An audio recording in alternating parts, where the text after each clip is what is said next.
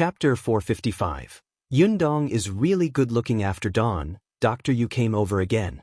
After showing it to Dajiang, he heaved a sigh of relief. He'll change his bandage first. Continue taking the medicine I prescribed yesterday. Thank you, Dr. Yu. Dajiang was in a deep sleep, but he was still woken up by the pain of changing the bandage. When Dr. Yu saw him open his eyes, he smiled kindly. How do you feel? Does it hurt anywhere? Do you feel choked or difficult to breathe? Dajiang quickly realized his identity. No, other than the pain in my wound, everything else is fine. With that, he hurriedly went to look for Yundong. When he saw that she was still there, he heaved a sigh of relief. How did his daughter become so good-looking? She had washed off her thick eyebrows from yesterday and changed her clothes. These clothes looked expensive and her face was rosy. She was actually more beautiful than before. After Dr. Yu changed the bandage and gave some instructions, he left. Yundong walked to the edge of the bed and sat down. Seeing that Dajiang was staring at her, she could not help but find it strange. Father, what are you looking at? Dajiang paused and smiled. Yundong is really good-looking. Yundong immediately felt a little embarrassed. How can a father praise his daughter like that? Father is telling the truth. He looked very proud. Unfortunately, he was injured and couldn't even lift his head. At the thought of his injury, Yundong could not help but frown. Father, why did the Xen family hit you so ruthlessly? They almost killed you. As she asked this question, Yundong's face was instantly filled with anger and a hint of killing intent. She didn't know how her father had offended the Xen family, but with her father's personality, he definitely wouldn't offend them to the point of getting himself killed. She wasn't going to let this go. Dajiang lowered his eyes slightly and thought of everything in the Xen residence. He slowly closed his eyes. After a while, he looked up and smiled. It's nothing. Am I not fine? It's over. If father doesn't want to tell me, I'll go to the Xen family to ask myself. Yundong. Yundong pursed her lips tightly and looked at him firmly. Dajiang smiled bitterly. How did you become so stubborn? Father, go ahead. Dajiang sighed secretly and said in a low voice, 2 days ago, I heard that the second young master of the Xen family wants to take in a concubine. That concubine's surname is Gu and her name is Yundong. Yundong's body suddenly froze. The words of the woman she had heard when she had disguised herself and sneaked into the kitchen of the Xen residence flashed across her mind. Yes, there was a concubine with the same name as hers in the Xen manor. Father thought, it was me? No wonder. No wonder he was unwilling to say it just now. Was he afraid that she would blame herself? Dajiang nodded. I heard that concubine Gu is from the countryside and fled here. She's 15 or 16 years old and is also good-looking. Moreover, she wasn't willing to be a concubine and was forcefully taken over by second young master. To get her, they even captured her mother and threatened her with her mother's life. All the signs indicated that this was most likely his daughter and wife. Dajiang panicked. It wasn't so easy for him to find out anything else. However, at this moment his wife and daughter were forced to become concubines and had no way of asking for help. He could not sit still. Dajiang tried his best to sneak into the Xen residence. He was capable. It was not easy to enter the Xen family, but he found his way in. However, that was not the case at all. Chapter 456. Those 3 bastards. That person called Yundong was indeed unwilling at first, but her mother was not captured by the second young master. Her mother voluntarily helped the second young master trick her daughter into coming in. Moreover, concubine Gu had only been in the Xen residence for a day, but she was already bewitched by the riches inside and willingly became the concubine of the second young master of the Xen residence. Dajiang did not find out about this at first. As a complete stranger, he anxiously asked around for Yundong's residence. After hiding in the Xen residence for a day, he was discovered. As it happened, it was the wife of the second young master of the Xen family, who was the daughter of the current prefecture magistrate of Wanqing Prefecture. When she saw Dajiang, she also received news that this person was getting close to concubine Gu. Second young madam smiled. After sizing Gu Dajiang up, she suspected his relationship with concubine Gu. I heard that concubine Gu has a father. You're so concerned about her. Could you be her father? Gu Dajiang immediately denied it. Seeing this, second young madam became even more certain. Why are you nervous? Are you afraid that he'll use you to threaten concubine Gu? Gu Dajiang refused to admit it even more badly. However, regardless of whether second young madam was really certain or just in a bad mood, she said, if you admit your relationship with concubine Gu, he'll let you go. If you don't admit it, you're a thief who barged into my Xian manor. When she said this, her eyes turned sharp. She directly said to the guard of the Xin family, break his fingers. This is the price for daring to break into the Xin residence. Gu Dajiang didn't even have time to explain before his fingers were pressed to the ground. The guard knocked him over with a stick. He fell back in pain, but a maid behind him poured a hot teapot on him. In an instant, he was so hot that his entire body convulsed and his shoulders immediately blistered. However, his torture was not over yet. Someone had told concubine Gu. Concubine Gu brought second young master over and said that second young madam had deliberately found someone to impersonate her father to ruin her reputation. Only then did Gu Dajiang realize that he had mistaken her for someone else. Concubine Gu wasn't his daughter. Although her family had fled here, they had fled here when their ancestors were still alive. Second young master naturally could not reprimand second young madam. He was already in the wrong for taking a concubine. However, concubine Gu was his new favorite and she was still new. He had to stand up for her, right? Hence, he pushed all the blame to Gu Dajiang. He said that the man had pretended to be concubine Gu's father to enter the residence and swindle others, which was simply detestable. He got the guards to beat him up 20 times. Those people only threw him out when he was on the verge of death. Gu Yundong trembled when she heard that. These bastards did not care about human lives at all. One was to vent her anger. One was to trample on others in order to fight for favor. One was trying to pacify his wife and please his concubine for the sake of having 2 women. That was why they could casually take her father's life. Gu Yundong quickly lowered her head to prevent her father from seeing the fierceness in her eyes. I'm fine.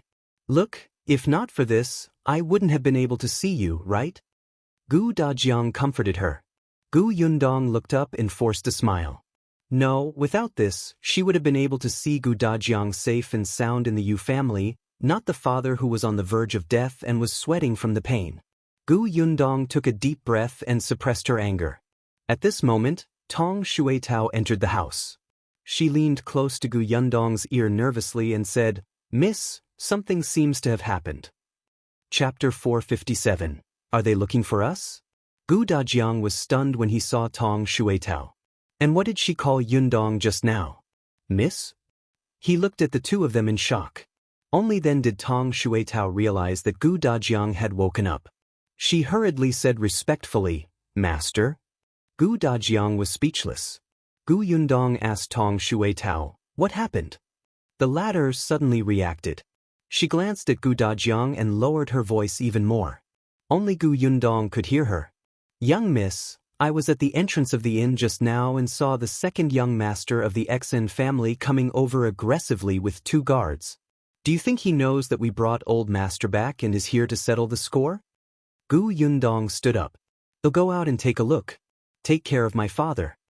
Yes, my lady. Gu Yundong opened the door and saw a rich man's son entering the inn with 2 guards. He was walking upstairs. Why would the second young master of the Xin family be so free? He even intervened when someone they didn't care about had been saved, and even personally brought people to settle the score? Gu Yundong felt that it was unlikely. As expected, although the young master came up, he turned around and walked in another direction. Soon, the innermost room in the corridor was opened by a middle-aged man, who respectfully invited him in. As for the 2 guards at the back, they stopped at the door and stood outside dutifully. Before the middle-aged man closed the door, he said to the waiter outside, Go make a pot of good tea. Yes. The waiter immediately turned around and went downstairs. Gu Yundong narrowed her eyes and immediately turned to enter the room beside her. She found the coarse linen clothes she had worn yesterday and quickly changed. Then, she casually stuffed her hair into her hat. Her eyebrows were thick, and her face was dark. Finally, he changed his shoes and came out. Coincidentally, the waiter had just gone upstairs. Yundong quickly took out a gun from her space. It was a toy gun. Because it was too vivid, Yundong used it to scare people. After all, in the apocalypse, all kinds of demons and ghosts had appeared after losing their humanity. When they saw good-looking women, they felt that they were easy to bully. Yundong had scared many people away with this toy gun. The bullet of this gun was round like a sugar ball. It would not hurt anyone, but it would definitely hurt the victim when shot from the muzzle. She aimed at the waiter's knee and fired 2 shots. The waiter bent his knees and almost threw the tray in his hand. Yundong was responsive and quickly supported him with one hand and the tray with the other. She asked in a low voice, "Are you all right?" The waiter gasped and looked up. "Miss Gu, why you dressed like this again? I have something to do outside. It's more convenient to dress like this." Yundong helped her up and asked, "How are you?" "I don't know why, but my legs seem to have been hit by something." The waiter turned his head and looked, but he didn't find any stones. "It hurts a little. I think you should sit over there and rest first." But, he glanced awkwardly at the tray in his hand. Yundong smiled. "I'll send it to you." "Huh?" The waiter was surprised. "Aren't you going out?" "I don't have anything urgent to do. I'm just delivering tea. I'll be done soon." "Which room should I send it to?" As Yundong spoke, she had already accepted the tray. Chapter 458. Secret recording. The waiter subconsciously pointed to the innermost room. Yundong nodded. "Alright, I'll do it. You've been helping me run errands for the past 2 days. Take it as my thanks." Before anyone could react, she had already left with the tray. Only then did the waiter reach out and rub the bend of his leg. Then, he stood up straight and walked for a while. It didn't hurt anymore?" He let out a sigh of relief and immediately thought about it. That's not right. He was so diligent in running errands for Miss Gu because he wanted a bonus. Could it be that Miss Gu was helping him deliver tea because she didn't want to pay him? The waiter cursed and wanted to change back. But when he walked over, he realized that it was too late. Yundong had already knocked on the door and entered in a flash. There were only 2 people in the room. One was a young master. He was the second young master of the Xian family, Zhiyuan. Opposite him was a middle-aged man. No one knew who he was. The 2 of them stopped talking when they saw her enter. Zhiyuan even stood up and instructed the 2 guards to remind him to buy something when they returned. After Yundong put down the teapot and poured a cup for each of them, the middle-aged man said, "All right, you can leave." "All right, please enjoy," Yundong said in a rough voice and turned to leave. Unbeknownst to anyone, she had placed a recording pen in the compartment under the table and covered it with a tablecloth before leaving. The phone she used to scare Peng Zhongfei last time was almost out of battery. It was better not to take it out. Moreover, the phone was too big of a target and would be easily discovered. The recording pen was small, so it was easier to hide. Yundong held the tray and left the room respectfully with her back arched.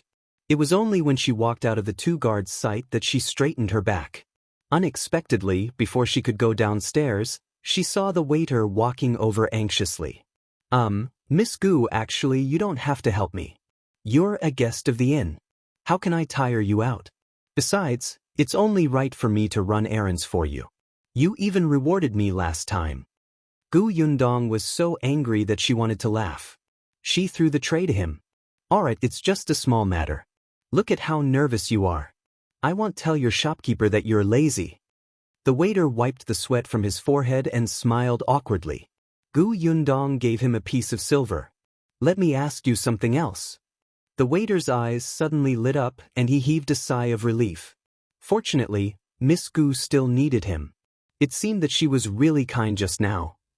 She was indeed a beautiful and kind girl. He immediately patted his chest and said, "Miss, if you want to know anything, feel free to ask." "I want to ask, where is the nearest fair brokerage?" "Miss, do you want to buy servants?" "Yes." This was not a problem. The waiter quickly told Yundong about the 2 most reputable brokers in the vicinity. So you're dressed like this to buy someone from the brokerage. That's good. You don't look like you'll be easily scammed. If she dressed like a young lady from a rich family, those people in the brokerage would definitely treat her as an ignorant girl. Gu Yundong was speechless. She nodded affirmatively. Yes. As she spoke, someone called for the waiter. He quickly turned around and went downstairs. Only then did Gu Yundong shake her head and push open Gu Dajiang's room. Unexpectedly, the moment she entered, she saw Gu Dajiang and Tong Xuetao looking at each other in silence. Chapter 459. Fatherly love. Gu Yundong closed the door and asked curiously, "What's wrong?" Tong Xuetao shrank her neck and looked a little guilty. On the other hand, Gu Dajiang turned to look at his daughter and saw that she was wearing the same clothes as yesterday. Although he felt strange, he didn't ask further. However, he glanced at Tong Xuetao and said, "This? Miss Tong said that she's the maidservant you bought? Her entire family is servants of the Gu family?" At this moment, Gu Dajiang still didn't know that there were 6 people in the Tong family. He thought that it was just her parents and her. Gu Yundong looked at Tong Xuetao, who laughed dryly. "I thought Miss had spoken to Master," so Gu Yundong could not help but laugh. She had thought that something was up.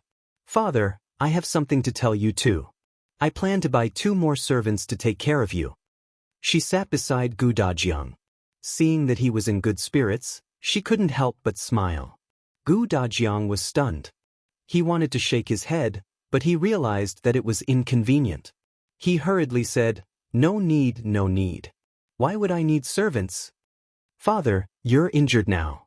Someone has to take care of you." She and Tong Xuetao were both women, so it was inconvenient for them to wipe his body. Previously, she had asked the waiter to help, but he was already very busy. Yesterday, he had helped Dr. Yu for most of the day and was even scolded by the shopkeeper.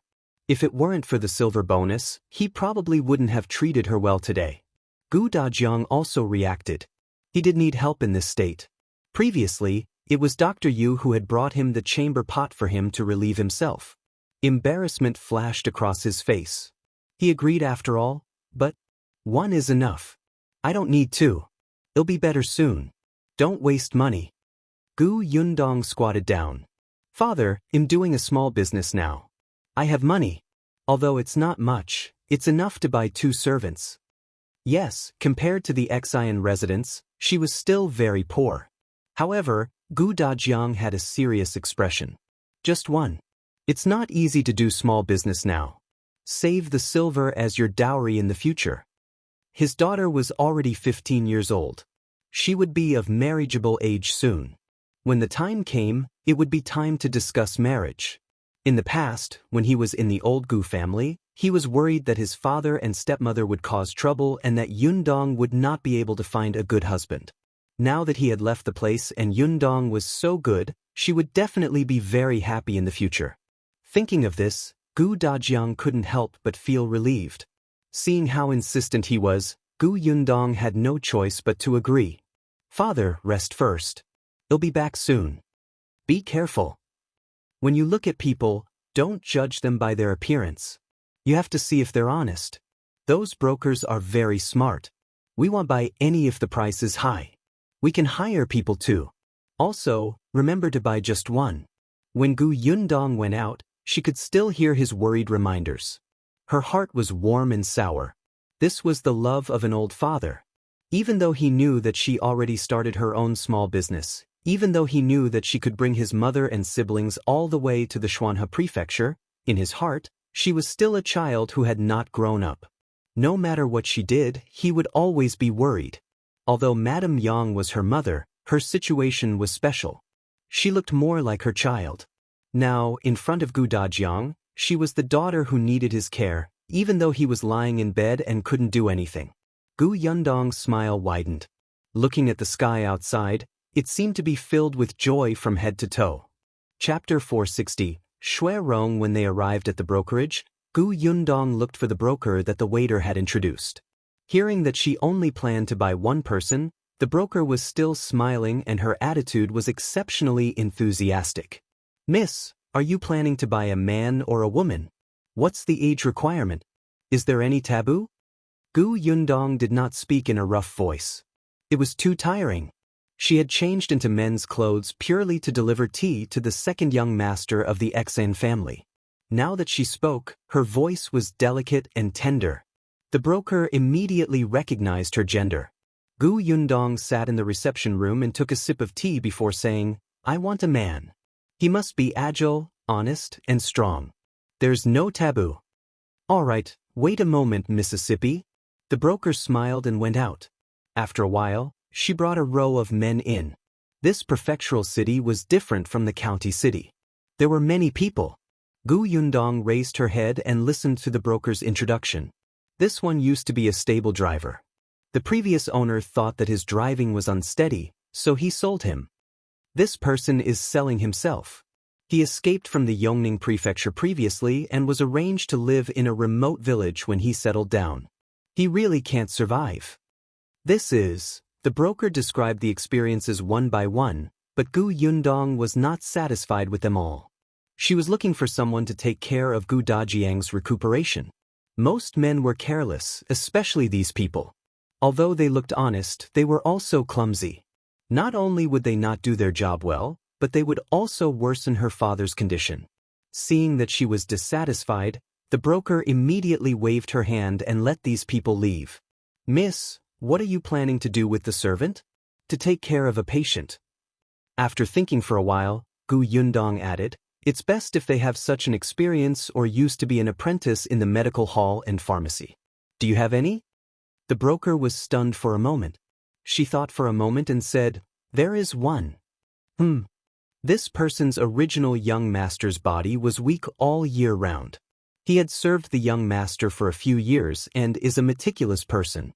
However, that young master's condition worsened once and he was in danger. His mother said that these servants didn't serve him well and killed 2 of them. The rest were sold. Gu Yundong raised his eyebrows. From the meaning of her words, the servants were innocent victims who took the blame. She nodded. "Tell the man to come. I'll take a look." The broker quickly brought him over. He was a man in his early 20s and looked very thin and weak. There was no expression on his face. Gu Yundong asked him a few questions, but he tried his best to make it clear with the least amount of words.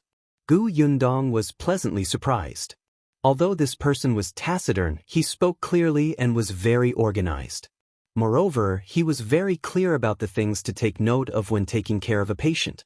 Although he was thin, he was quite strong. "Himthan." The broker's face lit up. "All right, then I'll prepare the contract for you now." She was actually relieved. This person was not easy to sell. It was mainly because everyone felt that it was very unlucky that the guy had served a patient who did not end well. He had been in the brokerage for a few months, but he had not been sold. The man was also a little surprised, but he quickly calmed down. Gu Yundong waited until they left the brokerage before asking with interest, "Your name is Xue Rong, right? Who was your previous master?" Xue Rong paused for a moment and answered simply, "Xan family." Gu Yundong stopped in her tracks. The Xan family? Was it the Xian family that she knew about? Chapter 461. Xan Zhiyuan left, that's right. Gu Yundong remembered that the eldest young master of the Xan family seemed to be in poor health all year round. So, Xue Rong had served the eldest young master of the Xan family? This was really beyond her expectations. No wonder Xue Rong looked like he had undergone professional training. His silence was probably a habit he had developed in the Xian residence. He seemed to be a cautious person. Xue Rong also raised his head slightly to look at his new master. He thought that if the other party knew that he was sold by the Xian family, she would ask him some questions or return him. But Gu Yundong did not mention a word about the Xian family all the way to the inn. She only instructed him, "You have to take care of my father. He's injured, and the doctor said that he needs to recuperate for a period of time. Since you're experienced and know how to take care of others, you must know more about what to pay attention to than I do. Well, stay in the inn for the time being. You'll share a room with my father. As for the rest, you'll slowly understand in the future." "Yes, my lady." Gu Yundong nodded and the 2 of them went upstairs. As she turned the corner, she glanced to the other side and saw that the 2 guards were still standing at the door. It seemed that they had not left. After entering the house, Tong Shuitao immediately looked over and whispered, "Miss, Master is asleep." Gu Yundong's actions instantly softened. He introduced Xue Rong to her before bringing him to the edge of the bed. "This is my father, Gu Dajiang. I've told you about his injuries. If you have any questions, ask Shuitao." Xue Rong agreed. Gu Yundong looked at Gu Dajiang again before leaving. She had to keep an eye on Zhiyuan's door and see when he was leaving. She was going to retrieve the recording pen. Gu Yundong went downstairs and asked the waiter for lunch. She ate slowly while waiting. There were a lot of people in the lobby. No one would notice her if she sat in the corner. About half an hour later, someone finally appeared at the staircase on the second floor. Gu Yundong narrowed her eyes. As expected, she saw Zhiyuan coming down with 2 guards. Not only them, but the middle-aged man also came down. But now there's no one in the room. The middle-aged man instructed the waiter, "Clean up my room." "All right," the waiter replied. He instructed the other waiter to look after the customers downstairs and went to the second floor. Gu Yundong immediately put down her chopsticks and strode after him. She went straight to the innermost room and saw that the waiter was about to bring out the teapot. He was stunned for a moment when he saw her. "Miss, why are you here?" "I was looking for you," Gu Yundong said as she walked inside. The waiter subconsciously asked, "Why are you looking for me?" He did not bother to stop Gu Yundong from entering. Gu Yundong leaned against the table. While the waiter was distracted by the noise downstairs, he quickly reached under the table and put the recording pen into his space. Then she said, "Didn't I buy someone? I've already brought him back. He's staying in my father's room now. I want to ask you for an extra quilt for him to use. Also, send a lunch up." "That's easy. They'll send it over in a while. I'm not in a hurry. You can give it to him when you're free." With that, Gu Yundong left with a smile. She went straight into her room and locked the door before taking out the recording pen. She turned on the switch and listened to the contents quietly. Chapter 462, Abnormal Eldest Young Master. At first, there were some rustling sounds, but soon, the middle-aged man's voice sounded. "I heard that second young master has taken a concubine? What? Uncle Wei even cares about this?" "Second young master, you've misunderstood. Uncle Wei is just worried that the prefecture magistrate will be unhappy." "So what if he's unhappy? Do you think he'll stand up for his daughter and cause trouble for our Xen family?" Zhiyuan's mocking voice sounded. "My father-in-law is most concerned about fame and profit. Although the Xen family is his in-law, the interests of the two families are already closely linked. What he values is the Xian family. What's a daughter?" Uncle Wei sighed. "In the end, it's not good to go too far. After all, we've slapped his face. He values the interests of the Xian family, but the second young master isn't the only master of the Xian family. Although eldest young master's body is weak, would the prefecture magistrate like him? He's a man with a strange heart. He listened to my mother's nonsense and brought those boys and girls back, hoping to make himself better. Look at how many evil deeds he's done. His hands are stained with so much blood. He's much more disgusting than me. The prefecture magistrate must hate him. Otherwise, why would he marry his daughter to me?" Gu Yundong suddenly stood up and almost knocked over the stool behind her. She gripped the recording pen in her hand tightly. What did Xen just say? Boys and girls? Stained with blood? This eldest young master and that madam were actually not good people. These people from the Xian family were simply a nest of dirty rats. They stank all over, and the disgusting feeling emanating from their bones made Gu Yundong especially uncomfortable. She took a deep, slow breath and had a sip of water before she continued to play. Uncle Wei's anxious voice came from inside. "Second young master, be careful with your words. You can't spread these words around. Otherwise, not only will your brother's reputation be ruined, but the entire Xian family will also be criticized. At that time, the one who will suffer the greatest loss will still be second young master." All right, I won't say anything, okay?" Zhiyuan seemed to be very impatient with Uncle Wei's teaching. However, the two of them seemed to have a good relationship. Uncle Wei should be a servant of the Xian family. Yundong had also seen with her own eyes how respectful he was to Zhiyuan. However, when they spoke now, there was a hint of intimacy and familiarity between the two of them. Zhiyuan at least treated him as half an elder. Yundong memorized Uncle Wei before continuing to listen. It was still Zhiyuan who spoke. That trivial matter in our family is not worth talking about. Did you have any good news when you came back this time? Uncle Wei sighed.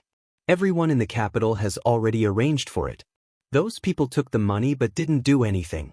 They know that the late emperor has died. Our Xen family isn't as popular as before, so all of them are shirking it. So you didn't get the sugar deal? White sugar is a business of the imperial court. The emperor can give it to whoever he wants. If the late emperor was still around, the white sugar business of Wanqing Prefecture would definitely belong to the Xen family. However, the current emperor values the Duan family more. The Duan family's momentum has not decreased in the past 2 years. If our Xian family did not have a good relationship with the prefecture magistrate, we would probably be trampled under the feet of the Duan family. However, the officials of the Xian family who were on good terms with the capital in the past are not related to the white sugar business. Moreover, the production of white sugar is limited. Every prefectural city won't obtain much. Zhiyuan seemed to have stood up. Then should we give up on the sugar business? Not really. Actually, I also heard another piece of news this time. What? Chapter 463, Targeting the Gu Family. It said that this method of making white sugar was developed by a farming family in the Xuanhe prefecture. Later on, they offered it to the imperial court. However, that farming family had always been making sugar and trading it. Therefore, the imperial court no longer found anyone to sell white sugar in the Xuanhe prefecture. A farmer? Zhiyuan's voice was instantly filled with excitement. Yundong suddenly frowned. Were they talking about her family? F***ck, she was actually targeted. Qin Wenjing, you big idiot, you have to stop them.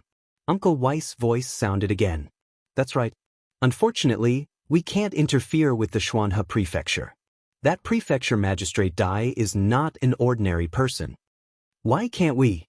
It's not like we're going to take root in the Xian family and do business. Let's go to that farmer in secret and ask him to hand over the secret recipe for making sugar. We'll give him some benefits later. Won't everyone be happy? Uncle Wei said helplessly, so what if we obtain the secret recipe to make sugar? Do you dare to make it in private and sell it? Now, the business of white sugar is controlled by the imperial court. If the emperor finds out, the Xen family will not be in a good state. Zhiyuan snorted coldly. Then, there was a hint of ruthlessness in his voice. Who said that I would sell it in Wanqing Prefecture? Only the Duan family will take a fancy to a small prefectural city's business. Second young master, you mean, if Dajiang doesn't allow us to sell it, what about Lu country? What about Qing country? They must be coveting this white sugar, right? Uncle Wei took a deep breath. Young master, do you know what you're talking about? The imperial court has white sugar. They can hold their heads high in front of other countries. If others want this white sugar, they have to beg the current emperor. If you do business with them, it won't be bad. The emperor will skin you alive. If we don't do business with them, are you really going to watch the Duan family step on our heads? But that won't do either. This isn't the time of the late emperor. Even if we have any connections with those two countries, we won't be discovered. The late emperor was muddle-headed. The current emperor is very shrewd. Zhiyuan was a little unwilling. It can be less, that won't do either. Second young master, you should give up on this idea as soon as possible, Uncle Wei said. He probably realized that his tone was too cold, so he softened his tone. Second young master, be more patient. Why don't you wait for a while and see what the emperor thinks? If he really agrees to the Duan family, it won't be too late for us to take action. Uncle Wei continued, as for the white sugar, we can do as second young master said and go to that farmer to get the secret recipe first. Leave this matter to me. You can wait for news in the residence. All right. Zhiyuan was still a little unwilling. Uncle Wei sighed and reiterated, don't contact those two countries. Wait for me to come back. I know. Xan Zhiyuan was impatient. Then, Uncle Wei, when are you leaving? In a few days. I just returned to Wanqing Prefecture. I still have to tell your father about the situation. Then you can stay in the residence for the next few days. How can this compare to the residence? No need. It's convenient to stay here. I'm used to it. That was the end of the conversation. However, Gu Yundong's expression was as dark as water. She had thought that the 3 scumbags from the Xan family had caused her father to become like this. It was enough for her to settle scores with them. Unexpectedly, they had their eyes on her white sugar. Trying to force them to hand over the secret recipe? Gu Yundong sneered, in your dream. Dream. Chapter 464, Writing a Letter Xan Family, Xan Family, Xan Family. Gu Yundong's fingers tapped lightly on the table, and she put the recording pen back into her spatial storage. She would definitely not let the Xan family off. After all, even if she did not mind, the Xan family would still force her to hand over the secret recipe of the white sugar.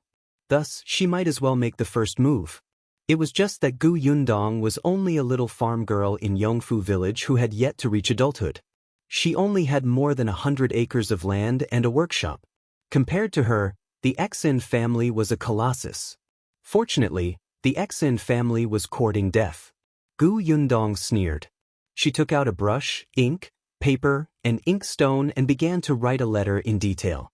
In the letter to Qin Wenjing, not only did she say that the Xan family and the Wanqing family were colluding, but she also said that many young masters of the Xan family were looking for boys and girls. Of course, the most important thing was that the Xan family had many connections with the other 2 countries. She didn't mention anything about Gu Dajiang being beaten up. However, after thinking about it, she still had to talk about how the Xan family coveted her sugar and wanted to force her to hand over the secret recipe. After all, in Qin Wensheng's heart, Gu Yundong was not a busybody. Last time, she had warned him not to implicate her family in these dangers. How long had it been?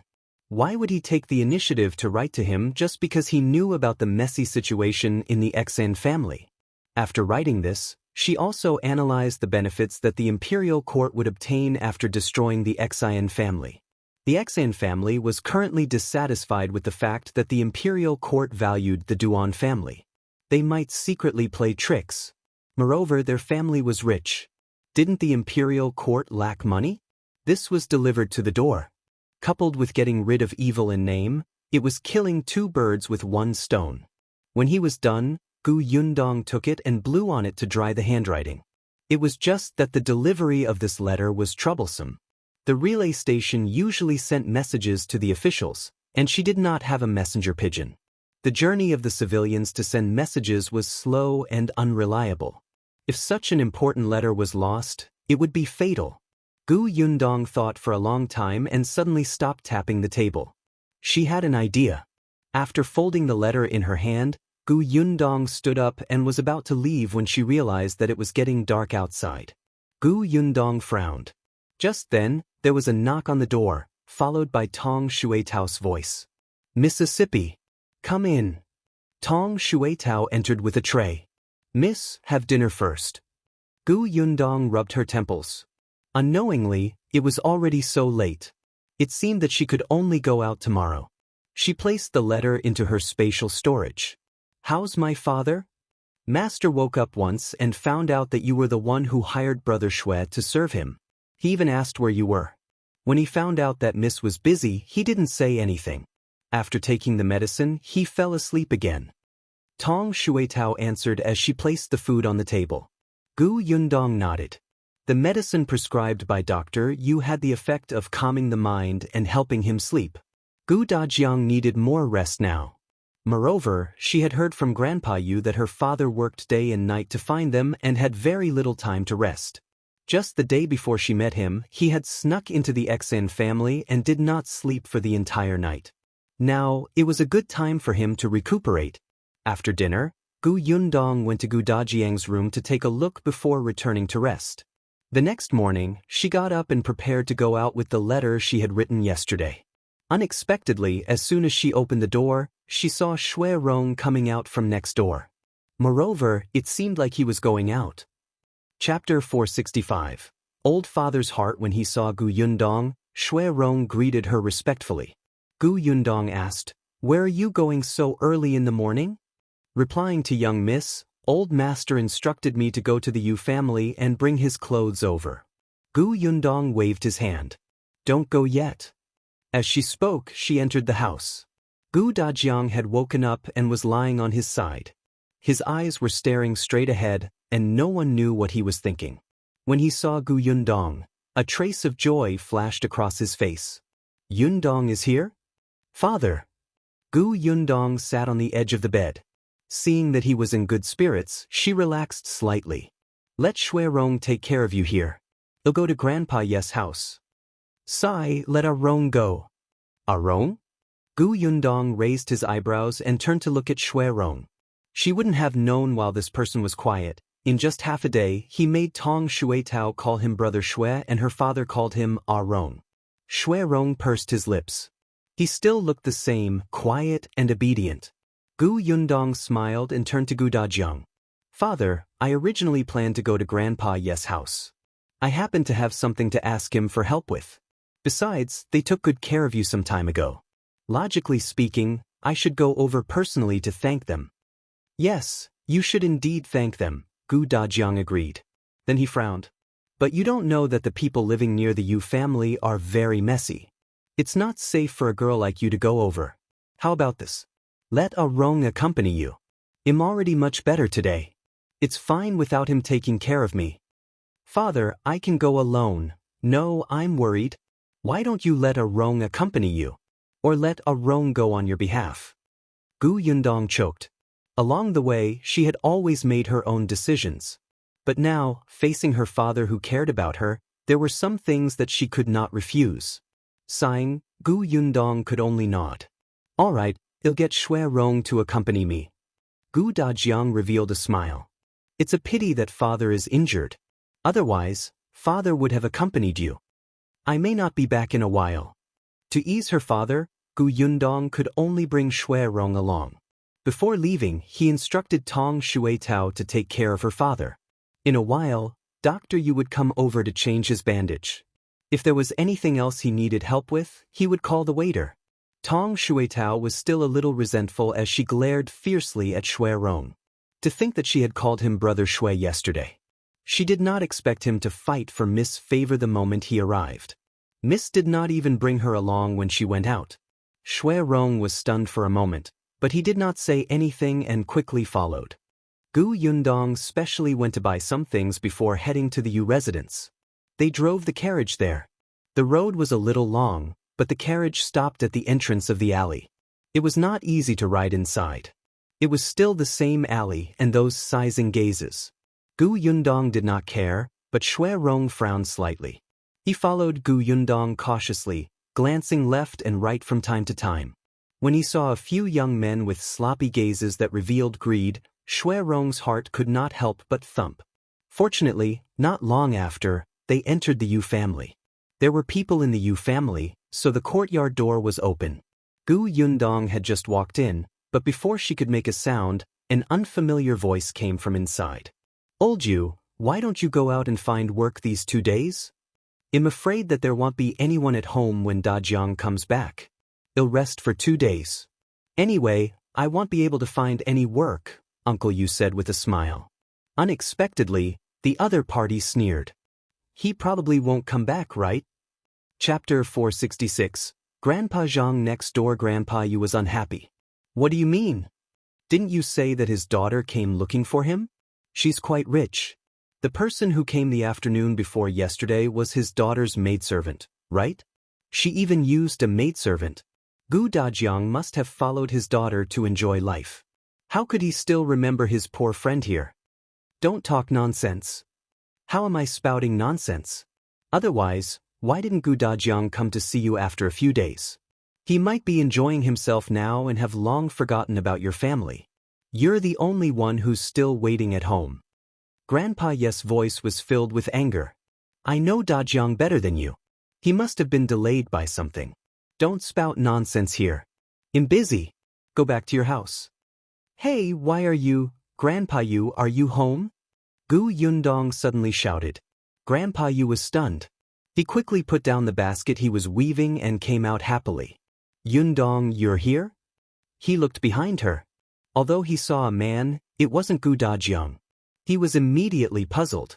As Gu Yundong walked inside, he explained, my father didn't come. Actually, when I met him 2 days ago, he was seriously ill and has been recuperating in bed for the past 2 days. 2 days ago, Xue Tao came over.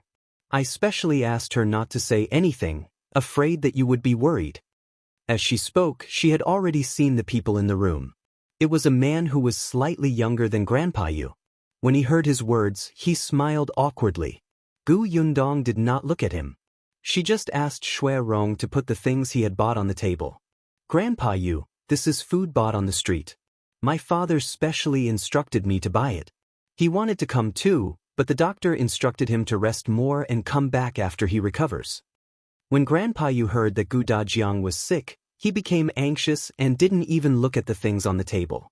On the other hand, the other person in the room kept looking sideways. He even swallowed his saliva and wanted to know what was inside. Why is your father sick? What illness is he suffering from? I'll go see him, Grandpa Yu asked nervously. He knew that Gu Dajiang must have been delayed. Gu Yundong smiled and helped him sit down. I'm fine. He's already seen a doctor. He just caught a cold. It's not good for him to go out again. You shouldn't go. If he passes it to you, my father will feel uneasy. Grandpa Yu thought about it and agreed. Your father is sick. Don't come over. It's more important to take care of your father. I must come and take a look. As Gu Yundong spoke, she glanced at the table where the gift box was placed. Seeing that the stranger was getting closer and closer, she could not help but twitch her lips. She asked, this is... Grandpa Yu seemed to have just remembered that there was another person at home. He immediately patted his head and said, it's Grandpa Zhang next door. Grandpa Zhang forced a bright smile at Gu Yundong. You must be Dajiang's daughter. You're really good-looking, polite, and filial. I'm your Grandpa Zhang from the family on the left. Your father and I have known each other for a long time. He's been suffering and has been looking for you. This time he's sick. You have to take good care of him. It's not easy for him. It's really not easy. Unfortunately, I don't have much ability to help him. He even wiped his eyes as he spoke, looking very sad. Gu Yundong was speechless. Chapter 467. Box with a secret compartment. You've got quite a lot of drama. Grandpa Yu could not stand it anymore. He waved his hand and chased him away. All right. This has nothing to do with you. Hurry up and go home. Your grandson will come looking for you later. Grandpa Zhang let out a sigh and refused to leave. I'm talking to him. Why don't you know any etiquette? How can you chase a guest out? I haven't forgotten what you said just now. Why don't I have a good talk with the Gu family's girl? Grandpa Zhang immediately fell silent and snorted.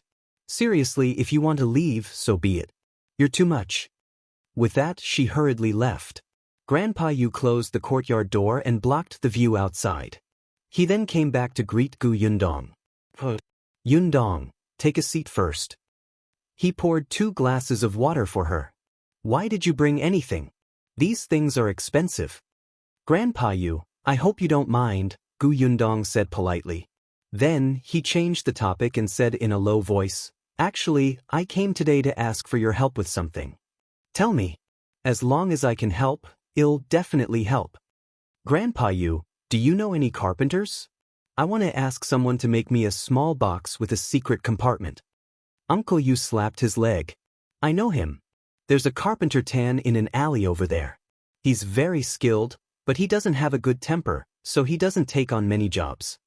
Grandpa Yu, can you bring me to meet him? Are you in a hurry? Gu Yundong nodded. Yes, it's best if you can give it to me today. Alright, I'll take you there. Grandpa Yu did not delay any longer. He brought Gu Yundong out of the courtyard and went straight to the Tan family. Carpenter Tan was said to have a bad temper, but in fact, he was not very social. He spoke little and almost only answered questions. But Gu Yundong had seen the things made in his courtyard. They were indeed sturdy and beautiful. Gu Yundong explained the appearance to him. It was actually not complicated and was not big. It was just a small rectangular box that contained hairpins. The most important thing was the secret compartment. This had to be made solid. Carpenter Tan's movements were very fast and skilled. With a few swooshes, he sawed the wood and cut the connector. The hardest part was the secret compartment, which took some time. However, it took less than an hour. Yundong thought that it would take a day to do this, but she did not expect it to take so little time. Carpenter Tan polished the box twice in the end. It was very flat and smooth to the touch. He then waxed it again. By the time Yundong got it, it was still too early. She became happy and gave Carpenter Tan a tael of silver. Carpenter Tan was stunned when he saw this. It did not take much effort for him to buy such a small wooden box. He did not need so much at all. But Yundong had already left with the wooden box. When she left the Tan family, she said to the old man, "Grandpa Yu, I still have something to do, so I'll leave first. I'll visit you again after my father recovers." Grandpa Yu could also tell that she seemed to be in a hurry. "Alright, I'll send you off." "No need. Xue Rong is here. Take your time and go home first. Remember to eat the pastries I brought for you. Don't let them go bad. The weather is hot now." As soon as he finished speaking, he left with large strides with Xue Rong before he could speak. With the box, she could deliver the letter. Unfortunately, there were always obstacles blocking her path to success. Yundong sighed inwardly as she looked at the 4 people who had stopped him. Chapter 468. Eldest Miss is so powerful. Xue Rong's expression suddenly tensed up. He did not know martial arts, and his body was even a little thin. There were 4 of them. He could only hold back 2 at most. If he had known earlier, he would not have kept quiet but let Grandpa Yu send them off. The 4 of them had already surrounded them. "Miss, don't be afraid. We just want money. Look at how hard our lives are. Give us some money and buy peace. Isn't it good for everyone to live in harmony?"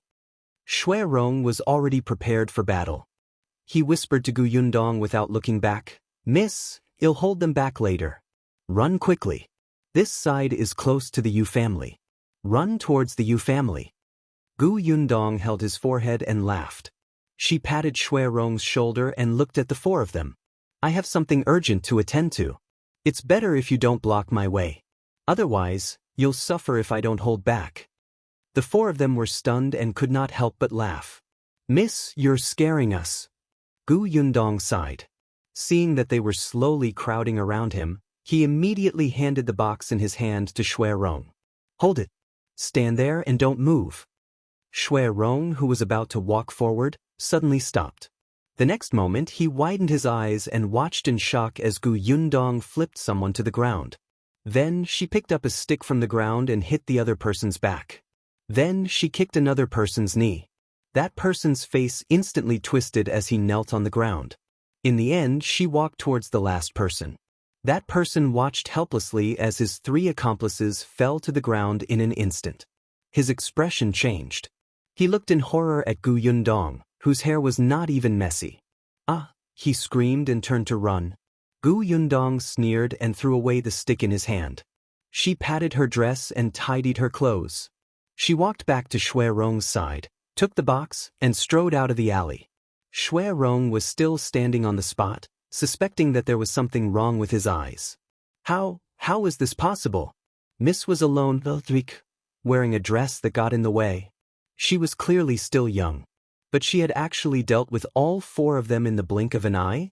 Xue Rong? Yundong called him from outside. "Coming." Xue Rong glanced at the person on the ground again and hurriedly turned around to follow. Yundong keenly sensed a slight change in his attitude, as if he had become more respectful. The 2 of them did not speak along the way. They were about to reach the entrance of the inn. Xue Rong finally couldn't help but ask, "Young Miss Martial Arts Competition?" Yundong raised his eyebrows. "You should know that I fled from the Yongning Prefecture to the Xuanhe Prefecture, right?" Xue Rong had been following her. When she chatted with Grandpa Yu, she would mention the past from time to time. Xue Rong thought for a moment and came to a realization. That's right. Miss had come all the way to the Xuanhe Prefecture without Old Master by her side. What she had experienced was simply unimaginable. How could those 4 people stop Miss? But he still felt that Miss was very powerful. It had to be known that on the way to escape, the fate of women was usually not very good, especially when there was no one to protect them. However, Miss had to protect her family all the way to the Xuanhe prefecture safely. Clearly, she was stronger than he had imagined. All right, you go back to the inn first. I'll make a trip to the pharmacy. Gu Yundong got down from the carriage. Yes. Chapter 469. This is a life-saving thing. Gu Yundong went to the pharmacy next door and grabbed a few herbs. Then she found an empty place and wrapped the letter for Qin Wenjing with oil paper in 2 layers before placing it in the secret compartment of the box that she had just made. She took a hairpin and placed it in the box before covering it. Then, she took the medicine bag and box to an escort company not far away. She went straight to the escort in charge. I want to send something to Fengkai County in Xuanhe Prefecture, but the thing I want to send is very urgently needed. It's best if it can be delivered within 4 days. The escort leader frowned.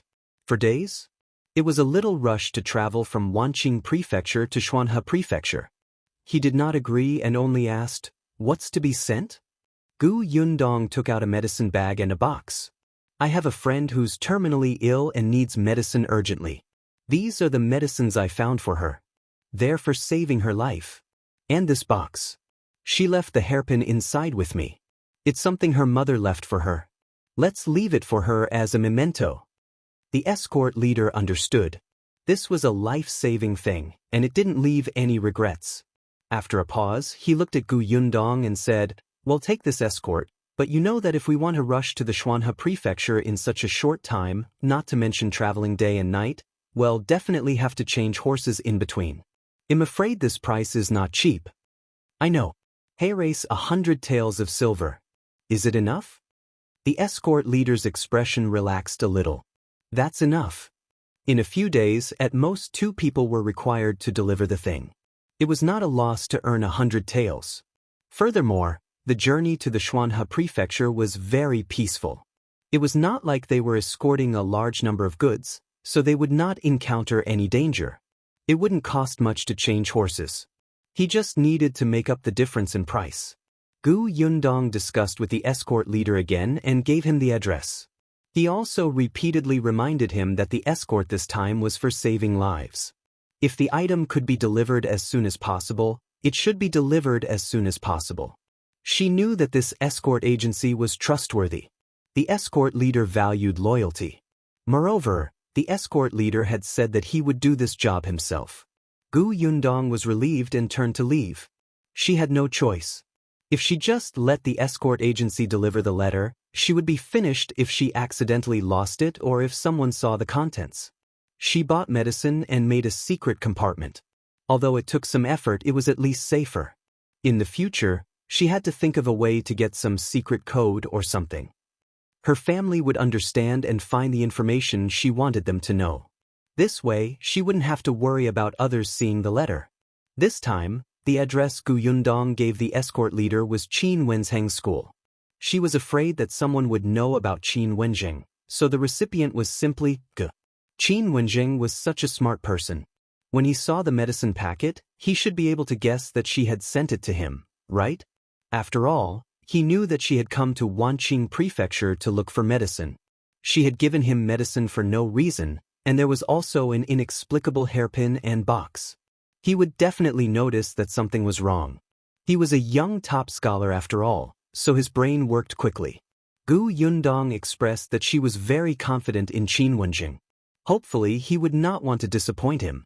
As for the 100 taels of silver, she would get it back from the Xian family. After she was done, she turned around and walked towards the inn. Before leaving, she even went to the ready-to-wear shop to buy a few sets of clothes for Gu Dajiang and Xue Rong. When she went to Grandpa Ye's house, she didn't bring Gu Dajiang's 2 sets of tattered clothes back. She couldn't wear those clothes at all. They were all patched up. Could it be that she was wearing the clothes cleanly and let her father wear dirty clothes? Carrying his clothes, Gu Yundong's footsteps became much lighter. Unexpectedly, as soon as he entered the inn, he saw a familiar middle-aged man. Wasn't this the man who was talking to Zhiyuan in the room that day? Chapter 470. So powerful Gu Yundong remembered that he said that he would personally make a trip to the Xuanhe prefecture in a few days to look for the farmer who made white sugar. Heh, if you want to go, you have to be able to do it. As the middle-aged man walked upstairs, Gu Yundong had already found an angle and walked behind a potted plant in the corner. There was no one there. She was holding the toy gun. Just as the man Xen Zhiyuan called Uncle Wei was about to walk up the last step, she instantly hit his leg. Uncle Wei felt a sharp pain in his legs and fell to the side uncontrollably. The waiter was the first to notice that something was wrong. He hurriedly shouted, "Be careful." He wanted to rush forward to support her, but it was too late. Uncle Wei wanted to grab the railing with both hands, but he couldn't. He rolled down the stairs. A customer who was about to go upstairs subconsciously stood to the side. His hands were still tightly gripping the railing as he watched him roll down. Gu Yundong almost laughed out loud. She hurriedly covered her mouth and walked out from behind the potted plant. Uncle Wei rolled to the bottom. His face was pale and he was sweating profusely. He held his leg and cried out in pain. As so powerful? She was afraid that the fall wouldn't be serious enough, and she wanted to stab him again later. The waiter hurriedly ran up, and the others in the hall also rushed forward to help. Instantly, there was a commotion below. As Gu Yundong walked over, she searched for the 2 bullets and quickly put away the destruction evidence. Then, without even looking at Uncle Wei, who was carried out of the door, she went upstairs. Tong Xuedao came out and asked curiously, "Miss, you're back. What happened downstairs? It's so noisy." "Oh, someone accidentally rolled down the stairs. Be careful when you take the stairs next time." "Of course, my lady." Gu Yundong entered the room. Gu Dajiang was still awake and Xue Rong was serving him porridge. "I'll do it." Gu Yundong placed the clothes on the table, took the porridge bowl, and personally fed it to Gu Dajiang. "Father, how do you feel today?" "Much better. Doctor, you said that you gave him a lot of money. He used the best medicine, and it doesn't hurt much when I turn my body now.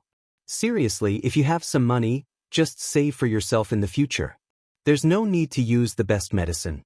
Won't I recover after a few more days?" Gu Yundong fed him a mouthful. "Father, don't you want to get better as soon as possible and go back to see mother and brother and sister?" Gu Dajiang immediately stopped talking. He just opened his mouth and obediently finished the porridge. Then she leaned against the folded blanket and sighed softly. "I wonder how they are now. Yundong, tell me about the situation at home. I'm very concerned." "Okay." In the past 2 days, Gu Dajiang had either been sleeping and recuperating while Gu Yundong had been busy with other things. They really hadn't sat down properly to talk about family matters. Gu Yundong took a fan from the side and fanned him. The weather was already hot, and Gu Dajiang's wound was drenched in sweat. "Mother has always been thinking about father. She has dreamed of you several times. Moreover, mother's illness has a high chance of being cured. We found an imperial physician who gave mother an acupuncture session. Although she hasn't recovered now, it won't worsen in the future. He said that as long as he finds the last medicine, he can completely cure mother." Gu Dajiang's eyes lit up when he heard that. He was slightly excited. "Really? Of course it's true. Actually, I came to Wanqing Prefecture this time to look for that medicine." Chapter 471. Let's say something delightful. What medicine? "It's a medicine called Bimusi. Don't worry, father. I already have clues." Xue Rong, who was standing behind Gu Yundong, was slightly stunned. However, he quickly regained his composure. Gu Yundong glanced at him from the corner of her eye before continuing to say to Gu Dajiang, "Father, don't worry about mother. This kind of thing can't be rushed. When we find Bimusi, everything will naturally be fine." Gu Dajiang nodded. "Yes, there's no hurry. I've already waited for so long. I don't mind waiting a little longer. Besides, even if Lunyang couldn't recover in her lifetime, he would still take good care of her." Gu Yundong saw that he was a little sad and immediately changed the topic. On the other hand, Yunshu is much more lively now. He's already in school. Gu Dajiang immediately said in surprise, "He went to study?" "That's right. His master used to be the top scholar. The students he took in were all of good character. He was the youngest among his classmates. Everyone took good care of him. Now he's so happy that he forgets about home. The smile on Gu Dajiang's face widened. The joy on his face was obvious. Good. Yun Shu is starting to read and write. He even took the top scholar as his master. This is something that many people don't even dare to think about. He will definitely be promising in the future. Gu Dajiang had thought that no matter how much his family objected, he would definitely send Yun Shu to school when Yun Shu was grown. He had already been destroyed by the Gu family. He would never allow Yun Shu, who was also talented, to be mediocre for the rest of his life. Only by studying for the imperial examination and leaving the Gu village would his future be bright. However, he did not expect that after Lun Yang injured her head, he could not split up. Then they encountered a famine. The family fled their hometown. Fortunately, Yun Shu still went to school when he was in his initiation year. This was all thanks to Yundong. His daughter was more capable than him. What about Yunka? Gu Dajiang was most worried about her. She was too young. When she was still in the Gu family, she couldn't even walk steadily because she didn't eat well or receive good care. She had been unconscious most of the time during their escape. He often had the illusion that she was not even breathing. He was terrified. Kiki. Gu Yundong laughed. She's a little foodie now. She can eat anything. Yun Shu calls her a fat chick. It makes her so angry that she keeps saying that she doesn't want her brother anymore. But once Yun Shu goes to school, she gets anxious when she doesn't see her brother for a day. Every day when she goes home, she's the first to run out to welcome him. Gu Dajiang laughed when he heard that. Yundong's words were like a painting. In the painting, there was Lun Yang and his 3 children. The family was happy, warm, and blissful. He could not wait to recover from his injuries and go back. Gu Yundong said a lot of interesting things. But for some reason, she didn't dare to mention Xiao Qingyuan.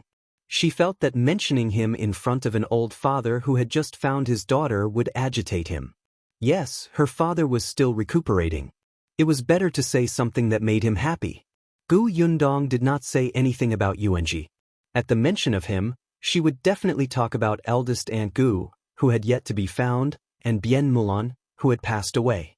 Gu Dajiang doted on Bien Mulan very much. If he knew that she was gone, he would probably feel terrible. Gu Yundong only mentioned interesting things until Gu Dajiang looked a little tired. Then she let him rest and went out. Xue Rong followed him out. He pursed his lips as he looked at Gu Yundong, as if he had something to say.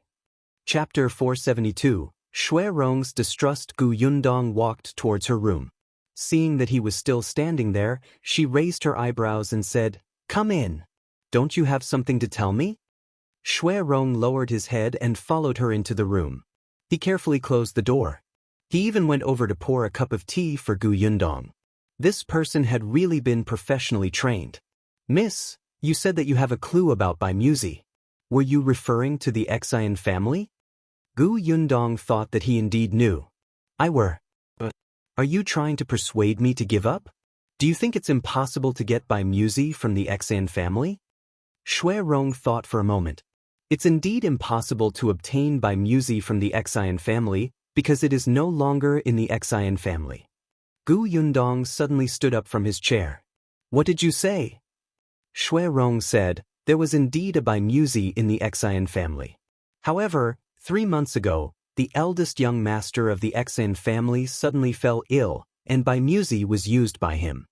What he didn't say was that it was also because of that illness that 2 servants were killed in the courtyard of the eldest young master of the Xan family.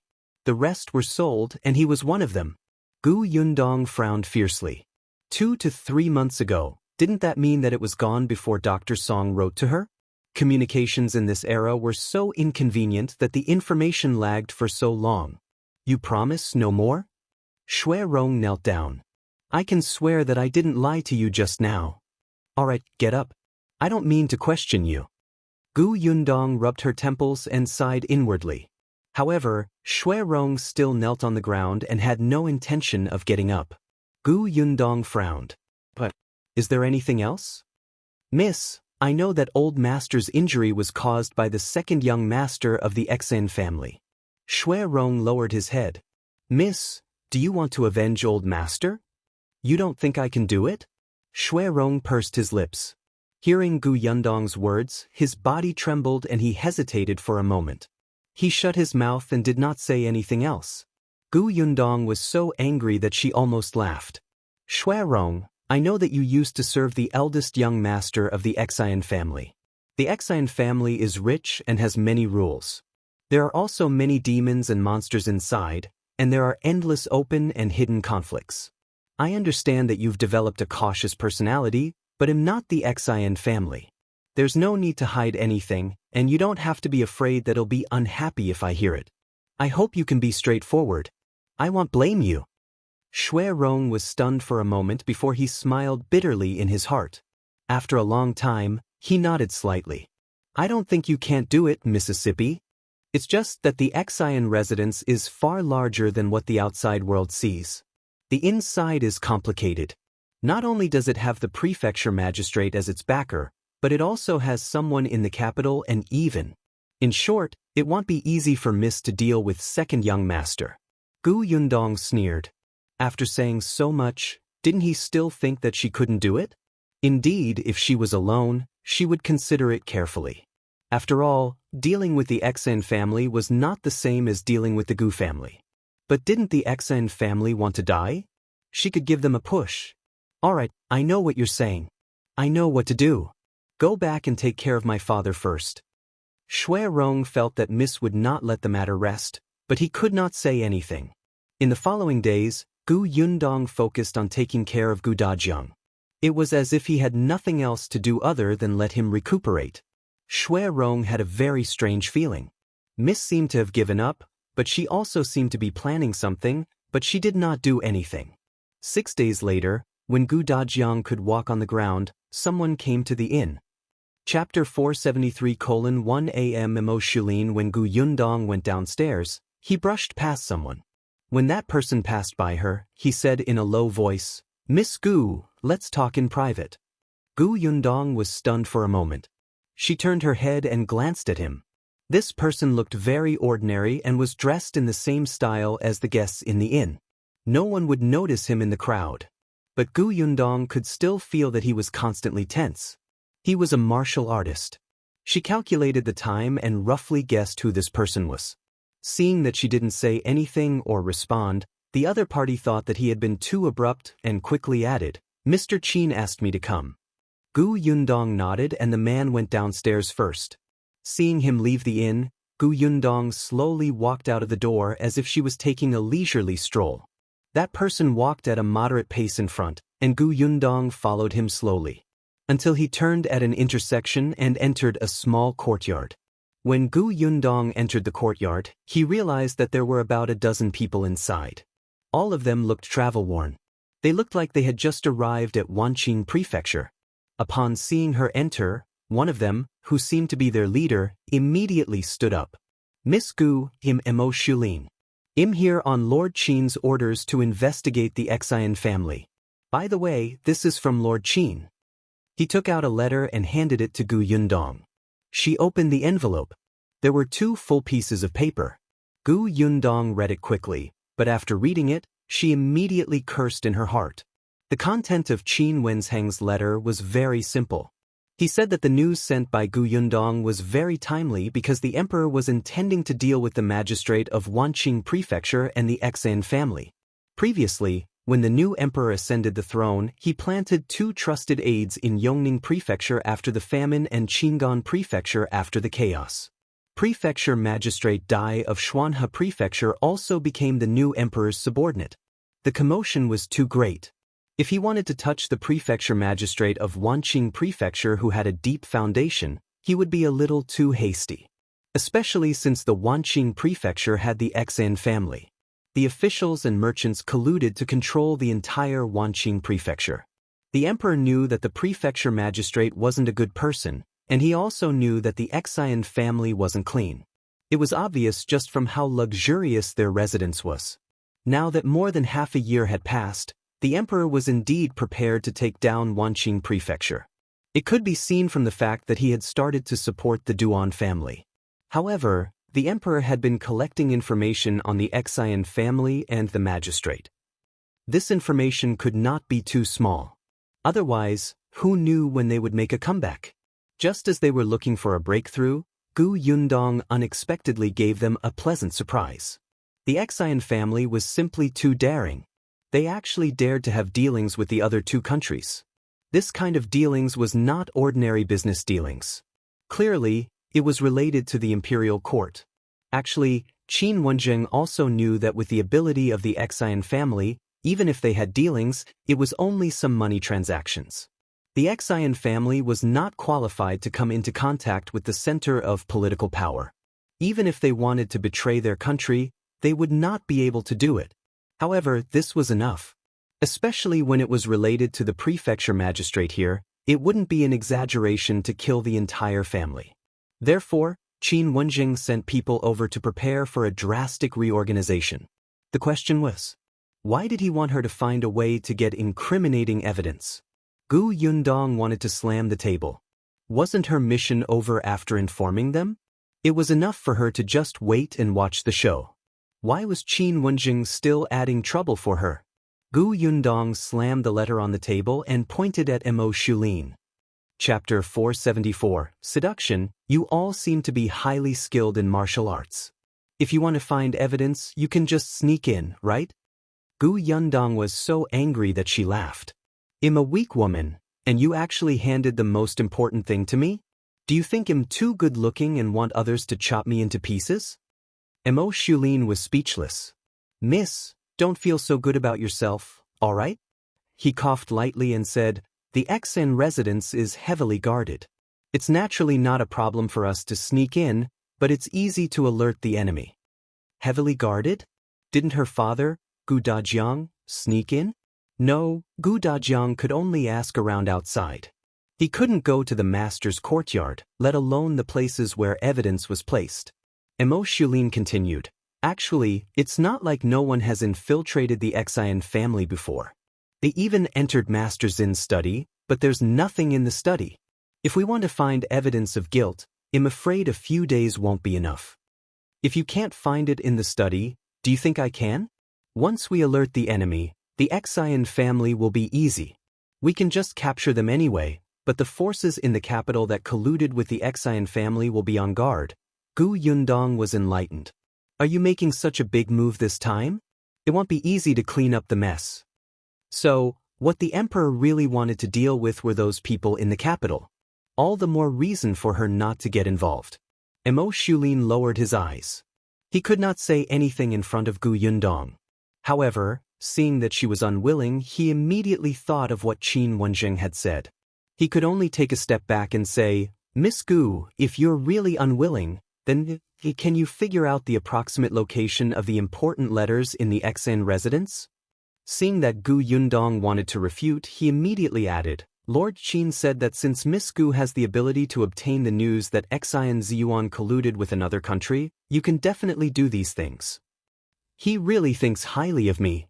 Lord Qin also said that if Miss makes a great contribution and the Xian family is raided later, Miss can choose a few valuable items first. Yundong stood up.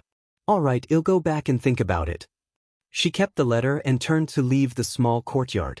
When the others saw this, they looked at each other and asked Am Mo Xulin, did she agree or not? Am Mo Xulin was unfathomable. What do you think?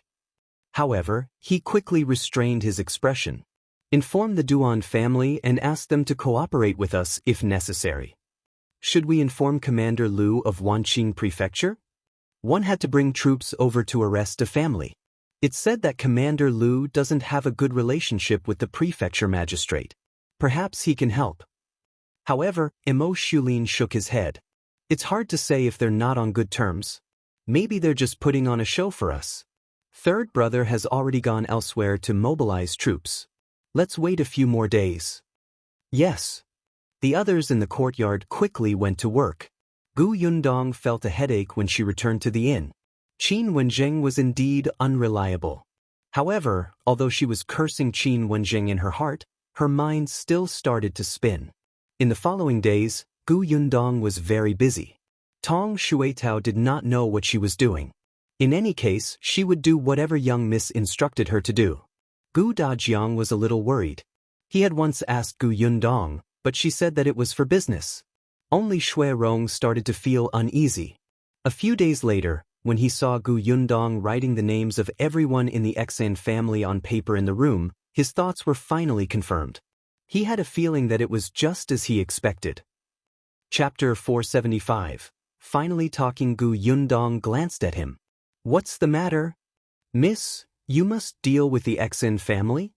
Xue Rong finally exhaled and asked in a low voice, "How confident are you?" 90%. Gu Yundong smiled. Xue Rong looked at her in surprise and disbelief. "Miss, why? Don't you believe me? You've been here for so many days, so you should know how I conduct myself. When have you seen me boast?" Xue Rong paused. He had indeed been silently paying attention to Miss' words and actions these past few days. He more or less knew her personality. However, he already knew that the young lady's identity was only that of a peasant girl. She had no power or influence against the Xan family and could not gain any advantage. 90% confident? Xue Rong suddenly thought of how busy Gu Yundong had been these past few days and how mysterious he looked. Could it be that Miss had a helper? And this helper was not an ordinary person? If that was the case, Xue Rong was slightly excited. His fingers tugged and tugged. After a long time, he seemed to have made up his mind. "If Miss wants to deal with the Xan family, I can help." Gu Yundong raised her eyebrows and put down her brush. She placed the piece of paper with the names of the various masters of the Xan family aside and smiled. "You're finally going to talk?" Xue Rong was stunned. "Finally?" Gu Yundong faced him. "I'm listening. Go ahead." She knew that Xue Rong definitely knew something, and it was something that others did not know. Previously, he had said that the Xan family was rich and powerful. Not only did they have people in the capital, but they even what? He did not finish his sentence, but Gu Yundong could guess that Xue Rong probably knew that the Xan family had connections beyond his country. Moreover, Xue Rong had a grudge against the Xan family. As expected, Xue Rong's expression was not good when he talked about his days in the Xan family. "Miss, you know that I used to serve Eldest young master in his courtyard. 3 months ago, all the servants in Eldest young master's courtyard, except his nanny, were sold. 2 of them were beaten to death. The reason was that they didn't serve Eldest young master well and almost caused Eldest young master's illness to act up and kill him." Gu Yundong nodded. He even ate by Musi because of this. Xue Rong became slightly excited. "One of the 2 servants who were beaten to death is my younger sister." Gu Yundong raised his head and looked at him in surprise. "However, no one in the residence knows that. My sister and I have acknowledged each other in private. It's not easy to serve the eldest young master in his courtyard. The eldest young master is sick all year round and has a bad temper. My sister suffered a lot because of this. Although we worked in the eldest young master's courtyard, we couldn't enter the inner room to serve him usually. The eldest young master has a special guard to help him search." He took a deep breath and said, "Search for children." Only the nanny could enter the inner room. That day, the nanny was not around because she had something on. The eldest young master suddenly shouted in the inner room. It was Xue Rong's sister and another maidservant who ran in. In the end, they saw a girl lying on the ground with a pair of scissors in her hand. The scissors were stained with blood, and so was the eldest young master's neck. The girl must have stabbed the young master, but the girl was also killed by the young master on the spot. Xue Rong's sister was scared to death at that time. She and the other maidservant were at a loss. Only when the eldest young master looked over fiercely did the 2 of them hurriedly stop the bleeding. The eldest young master might have lost too much blood and fainted on the spot. The other maidservant was afraid. After she and Xue Rong's sister carried him to the bed, she said that she wanted to call a doctor and ran away on the spot. Chapter 476. A rumor. Xue Rong's sister could only take care of the eldest young master by herself. When she was bandaging eldest young master, her fingers trembled in fear and she accidentally spilled the medicinal powder on the bed. She quickly found a rag to wipe it off. Her movements were too erratic, and she accidentally pushed aside the pillow on the eldest young master's bed and saw 2 letters inside. She knew that she shouldn't be curious, but at the same time, she also knew that she had seen what had happened today. She was afraid that eldest young master wouldn't let her off easily. Since she was going to die anyway, what did it matter if she took a look? At that time, the sister calmed down and carefully took out the letter. There were 2 letters. One was a letter where the Xian family had contacted the Lu country. The other was a report from a subordinate of the eldest young master regarding the situation in the capital. Sister Xue felt that her heart was about to jump out, and cold sweat kept pouring out. At this moment, urgent footsteps came from outside the door. Sister Xue hurriedly stuffed the letters back in. She slid under the bed and hid inside. It was the eldest young master's nanny who came in. She called him anxiously a few times and heaved a sigh of relief when she saw that he had woken up. "The doctor will be here soon. How do you feel?" "Nanny under the pillow. There are 2 letters. Take them back and hide them." Xenziming's breathing was weak, and his words were intermittent. The nanny put away the 2 letters but did not leave immediately. When the doctor came and young master's injuries stabilized a little, she left while no one was paying attention. However, Sister Xue had been hiding under the bed. She wanted to wait until everyone left before coming out. However, there was always someone guarding the room. The eldest young master's condition suddenly worsened in the middle of the night. His eyes and mouth were crooked, as if he was about to have a stroke. The doctor said that the young master's health was not good to begin with, and he had lost too much blood this time. His life was in danger, and the Bimusi was used up at that time. Fortunately, on the second day, his condition improved, and there was finally a time when there was no one in the room. Sister Xue took advantage of this time to crawl out from under the bed. When she came out, she realized that the entire courtyard was guarded. She could not even leave the eldest young master's house. She even vaguely heard that the maidservant who had seen the eldest young master's condition with her previously tried to escape from the Xen residence, but was captured and brought back. Now, the guards in the residence were looking for Sister Xue everywhere. Sister Xue knew that she would not be able to escape death. She was in despair, but she was unwilling to accept her fate, so she returned to the house. She took the brush on the eldest young master's table and hid under the bed and table to write down everything she saw and heard. This letter was for Xue Rong. At the end of the letter, she even instructed Xue Rong to think of a way to leave the Xian family. Something would happen sooner or later if the Xian family colluded with foreign countries. After writing, she stuffed the letter into her shoes and socks. When she was found by the guards in the residence, she was beaten to death on the spot. When Xue Rong heard the news, he only saw his sister's corpse. Xue Rong found the letter when he was collecting her corpse. He hated the Xian family, but he was too weak to take revenge. Then, the others in the courtyard were also sold. Yundong listened to the entire process and sighed inwardly.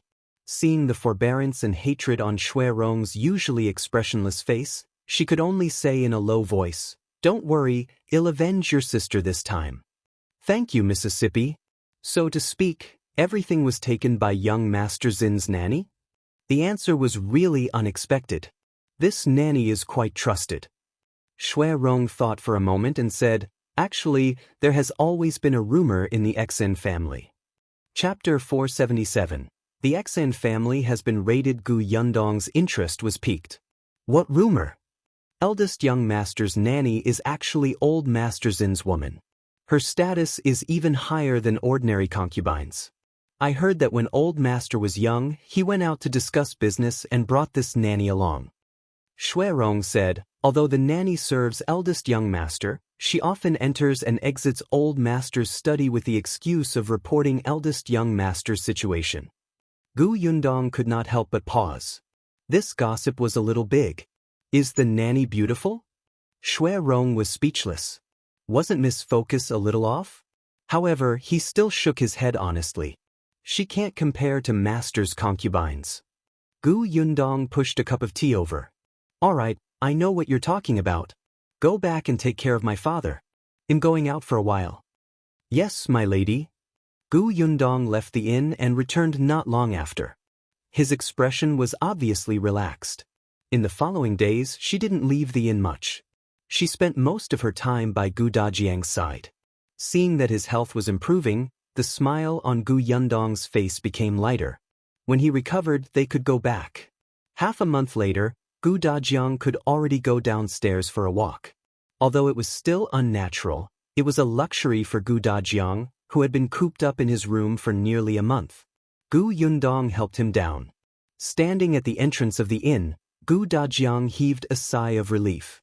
In 2 days, let's go to the Yu family to see Uncle Yu and the others. Ever since that day, Gu Yundong did not go to the Yu family again.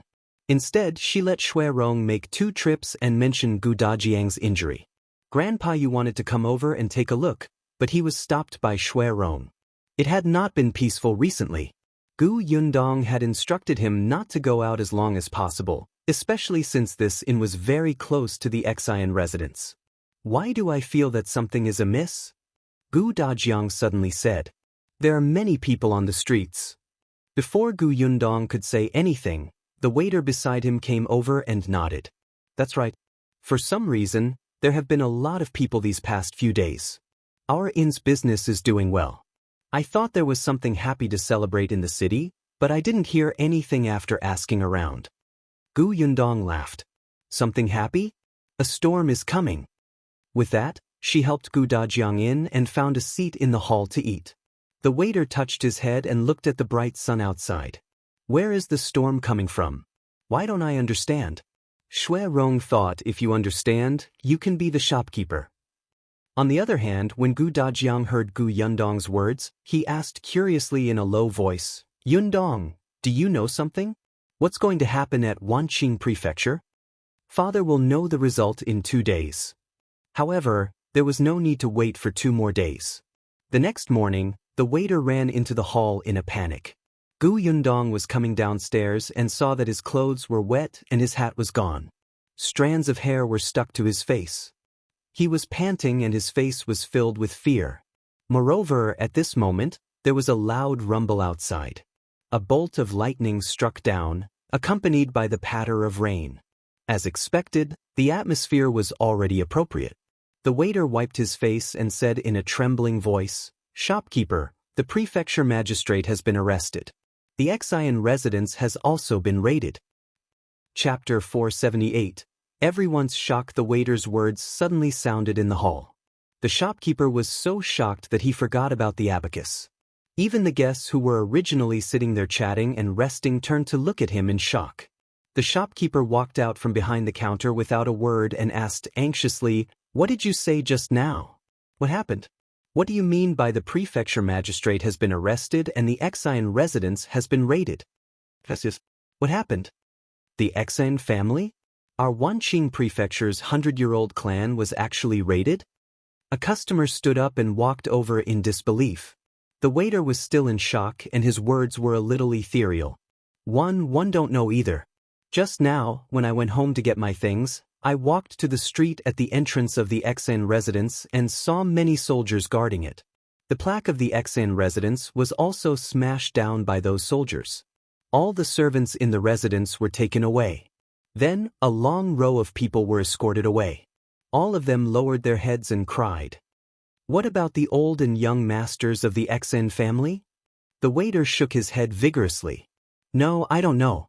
I heard that they're still in the residence and haven't come out.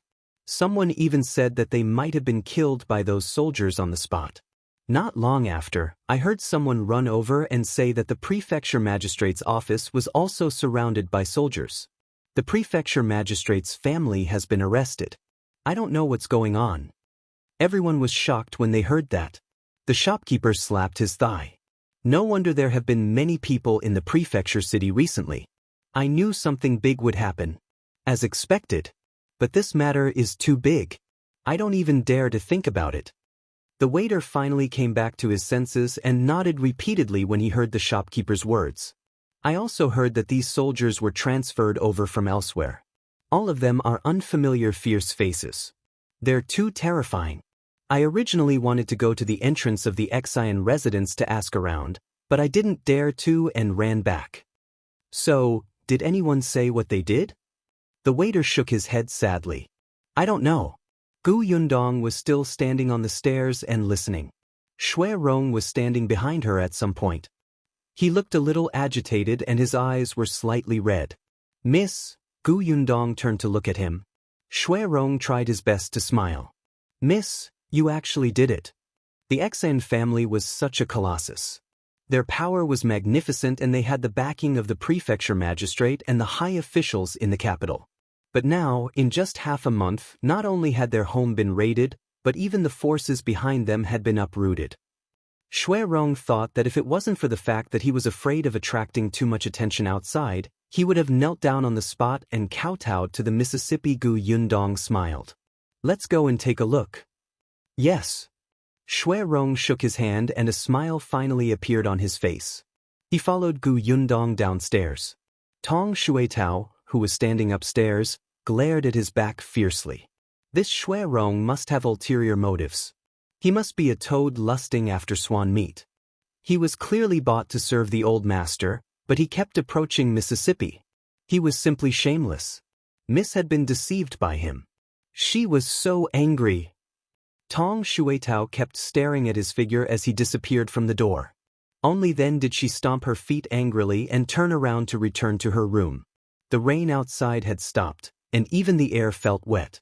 Gu Yundong and Xue Rong walked all the way to the Xan family. Many people were talking about this along the way. Especially not far from the Xan family, everyone was pointing at the place. However, there were soldiers guarding the door, so no one dared to go forward. When they saw Gu Yundong and her servant walking forward, they looked at her as if she was courting death. Chapter 479. Old Fourth playing dead. Gu Yundong ignored these strange gazes. When they were almost at the entrance of the Xan residence, the soldiers guarding the door shifted their gaze to her. At the same time, a girl standing at the side looked at her. The girl was about the same age as her. She was dressed in silk and satin. Her skin was fair and tender, and she was beautiful. She had a refined temperament and had 2 maidservants by her side. However, she only glanced at Gu Yundong indifferently before turning around and continuing to speak to the soldiers at the door. I'm really the Duan family's young lady. My brother is inside. If you don't believe me, you can call my eldest brother out. Before she could finish, she heard the officer's impatient voice. No means no. Wait outside. His tone was cold and he did not seem to care about her at all. Gu Yundong felt that this soldier would probably be doomed alone for the rest of his life. Miss Duan stomped her feet angrily and walked to the side. The maidservant beside her hurriedly comforted her. Only then did Gu Yundong step forward. However, it was Xue Rong who spoke to the officer. Sir, we're looking for Lord Am Mo Xulin. Miss Duan glanced at them and snorted softly. No one heard her. The soldier glanced at Gu Yundong and said the same thing as before. Wait outside. Miss Duan finally couldn't help but laugh.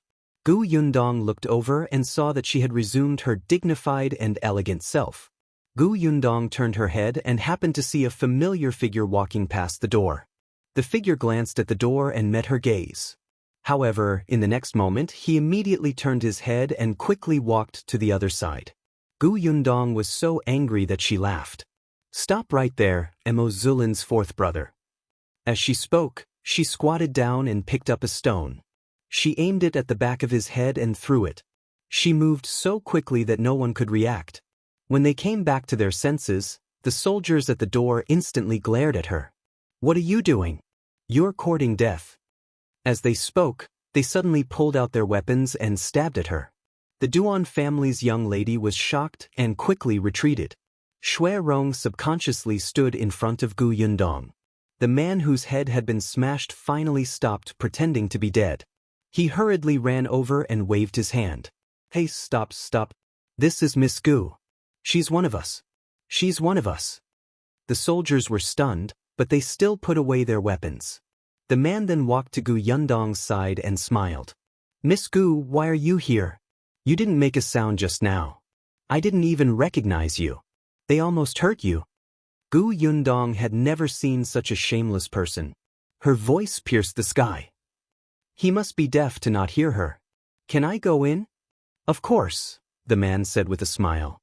He made the soldiers retreat and quickly led Gu Yundong inside. Seeing this, the Duan family's young lady was stunned. She quickly took 2 steps forward. "Sir, please wait." The man frowned and stopped to look at her unhappily. "What is it?" "Lord, I'm from the Duan family. My eldest brother is Duan Qian. He's inside. Can I go in and talk to him?" "No." With that, the man turned to smile at Gu Yundong and led her inside. "The stairs here are steep. Miss, be careful." Miss Duan was speechless. She was so angry. Chapter 480. A small box. This was the second time Gu Yundong had come to the Xan residence. The last time, she had entered through the back door. This time, he had walked through the main door. The scenery in front of him was completely different. The Xan family was indeed extremely extravagant. No wonder the emperor wanted to destroy it. As she admired the surrounding scenery, she spoke to Xue Rong. "Some people have black hearts. When they want me to help them, their attitude is so kind. They say that after everything is over, they will let me choose whatever I want. In the end, after using me, they turn around and pretend not to know me. They even say that I didn't make a sound and they didn't recognize me. It seems that the people I work with are blind and deaf." Xue Rong silently glanced at fourth brother, who was walking in front. The man's back was tense.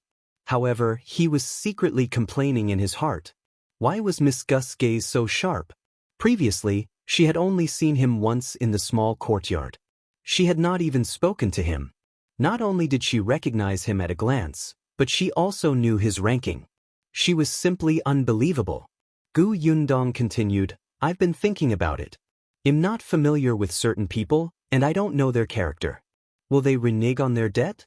That's why I came over early when I heard about what happened here. As expected, they actually pretended not to know me. Heh, that's amazing. Xue Rong, don't do this. You'll be beaten up easily if you do." Fourth brother finally could not stand it anymore. He quickly turned his head and smiled. "Miss Gu, I was wrong. I promise there won't be a next time. Why don't you hit me twice to vent your anger?" "No need. Just tell me where the storeroom is. I'll leave after taking what belongs to me." Gu Yundong snorted. Fourth brother's expression froze, and his footsteps finally quickened. When he arrived at the door of the warehouse, he saw Am Mo Xulin standing outside and talking to a young man. Am Mo Xulin was stunned for a moment when he saw Gu Yundong. The fourth brother quickly whispered into his ear. Am Mo Xulin's forehead darkened and he almost hit him. "How could you?" They did not intend to go back on their word. They just wanted to organize the stuff first and take what should be taken away. They would let Gu Yundong choose the rest. However, fourth brother had been seen by others and deliberately turned a blind eye to her. Now, even if he didn't have the intention, others would think that he had gone back on his word. He glared at his fourth son, took a few steps forward and said to Gu Yundong, "Miss Gu is here." "Yes," Gu Yundong replied coldly. Am Mo Xulin said, "The storeroom is being tidied up. Miss Gu, please go in," but he paused and lowered his voice. After this confiscation, all the properties belong to the imperial court. There are some things that the emperor has required, so, Gu Yundong snorted. She knew that there was a prerequisite for her privilege to choose. "All right, I know what I'm doing." Am Mo Xulin heaved a sigh of relief and called out to fourth brother, "Prepare a box for Mississippi." Gu Yundong raised her eyebrows. After a while, she saw fourth brother carrying a box over. It was a small box that was 4.0 centimeters long, 20 centimeters wide, and 30 centimeters tall. So, she could only take an entire small box of things, right? TSK, they had really underestimated her. If you have the ability, come and carry an even smaller box. Gu Yundong took the small box and led Xue Rong into the storeroom with her head held high. The young man who was talking to Am Mo Xulin looked on in surprise. Where did this lady come from? Lord Am Mo was actually so polite to her. He even heard a hint of flattery. He wanted to ask, "Lord Am Mo, may I know which family's daughter she is?" Am Mo Xulin said, "Her surname is Gu." He was unwilling to say anything else. On the other hand, when fourth brother saw him, he thought of Miss Duan at the door and immediately mentioned it. Duan Qian had a headache. He apologized to Am Mo Xulin and hurried to the door. Chapter 481. Looking at Gu Yundong in a new light. When Gu Yundong entered the storeroom, he realized that many people were registering the things in the storeroom. They were stunned when they saw her enter. It was Am Mo Xulin who came in later and asked everyone to leave first. Only then did everyone leave the storeroom with a puzzled expression. Am Mo Xulin said, "Miss Gu, take a look. What do you like?" As he spoke, he pointed at two large boxes not far away. "You can't touch the things inside." Gu Yundong expressed that she understood. That was what the emperor wanted. She understood. She walked forward. There was a lot of gold, silver, jewelry, antiques, calligraphy, and expensive jade artifacts in the warehouse of the Xian family. These things were all placed in large boxes that were piled up in the huge warehouse. Gu Yundong's eyes lit up when she walked closer. Her eyes were sparkling, and she wished she could throw herself at the glittering money. The Xian family was simply too rich. They were simply so rich that it made people want to scream. Am Mo Xulin was so stingy that he only gave her a small box even though there were so many things. Her contributions were only worth the price of a small box? Gu Yundong turned around and glared at him. Am Mo Xulin touched his nose and said uncomfortably, "Miss Gu, you know that the imperial court is in urgent need of money. Although this box is small, some things are worth a lot of money." As he spoke, he picked up a piece of calligraphy. This is a masterpiece from the previous dynasty. It's worth 10,000 taels. Then he picked up another book. This is the only book. Many scholars would die for it. Gu Yundong thought that Am Mo Xulin was indeed the leader of this group of people. His positioning was very precise. He knew that she knew how to draw, so he recommended calligraphy and painting. He knew that her brother was studying, so he recommended the only book. She snorted twice, took the two items, and placed them in the small box in Xue Rong hand. Although the calligraphy was too long to be kept inside, it didn't matter. It was the same outside. Seeing this, Am Mo Xulin secretly heaved a sigh of relief. He did not leave. He watched as Gu Yundong walked over one box after another. She looked very carefully. Sometimes half of her body was in the box. Am Mo Xulin stood at the back and could not see clearly. He did not know that when Gu Yundong was searching, she took the opportunity to put the silver ingots into her interspace. After finding two boxes, Gu Yundong placed a few jade pendants and accessories into a small box. Am Mo Xulin glanced at it and the corner of his mouth twitched. Miss Gu really did not know what was valuable. Why did she choose jade pendants and jewelry? Then, Gu Yundong chose agate jade and pearl jade. She also saw two medical books that seemed to be very rare. Yes, she would bring them back to Zhiyuan. The brush and inkstone looked very valuable. She would bring them back for Yunshu, Yuanji, and her father. There was also a chessboard made of jade. It was simply extravagant. There was a huge pile of things. Gu Yundong felt that anything that was rare enough could be stuffed into the small box. If it could not be stuffed, she would put it into her spatial storage when Am Mo Xulin was not paying attention. After going through all the boxes, Gu Yundong finally rubbed her back and stood up. She looked at the small box with satisfaction. Yes, it's full. Xue Rong looked at the things inside and did not know what to say. When Am Mo Xulin realized that she did not find a single tael of silver, he could not help but look at her in a new light. Chapter 482.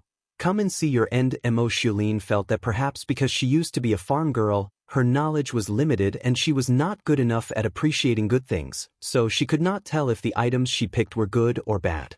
However, she did not care about money at all. She was more interested in elegant things like books, calligraphy, and paintings. It seemed that she had a long-term vision. In the future, as long as she came into contact with more of these things, she would definitely be able to identify the good and bad things next time. Miss, are you done? Gu Yundong nodded. She remembered that there was about half a box of gold, silver, and jewelry in her spatial storage. She said in satisfaction, I'm done. Am Mo Xulin heaved a sigh of relief. Shall I walk the lady out? But Gu Yundong said, wait, I want to meet the eldest and second young masters of the Xen family. Am Mo Xulin frowned. Well, is it inconvenient? Am Mo Xulin looked at her pitifully small box. After all, he had taken advantage of her. Forget it, just let them meet. It'll bring you there. As he spoke, he led the way. After leaving the door, he let the people registering the stuff in the warehouse enter again. What Am Mo Xulin didn't know was that 2 days later, after all the warehouses in the Xan family were cleaned up, everyone would stare at the account book that didn't match at all with their mouths agape. They couldn't regain their senses for a long time. The masters of the Xan family were all locked up in the back room. Many people were locked up in the row of rooms. The people in different branches were locked up separately. The room in the middle should be the old master and madam of the Xan family. Yundong did not look at it. She followed Am Mo Xulin to the room on the left. Xan Zhiming is inside. Yundong asked Xue Rong to place the small box in Am Mo Xulin's hand. He blocked him outside and she went in by herself. Am Mo Xulin was speechless. This was against the rules. Xan Zhiming was the eldest young master of the Xan family, so he naturally had a wife. According to Xue Rong, that wife passed away less than 2 years after marrying him. However, Xan Zhiming did not remarry. The outside world had always thought that he had a deep love for his wife and could not forget her. In addition, his health was not good and he did not want to drag others down. But who would have thought that he would do such dirty things in private? When Yundong and Xan Zhiming entered, there was also his nanny in the room. Yundong raised her eyebrows and looked at the silent duo. Xan Zhiming frowned when he saw the person who came in. Who are you? What do you want? Yundong took a step back and let Xue Rong come forward. Xue Rong looked at the two of them with hatred in his eyes, as if it would not be an exaggeration to cut them into pieces. He finally felt much better when he saw them tied up and unable to move. Xan Zhiming did not know him. Even though the guy had served him for a long time, he had never taken Xue Rong seriously.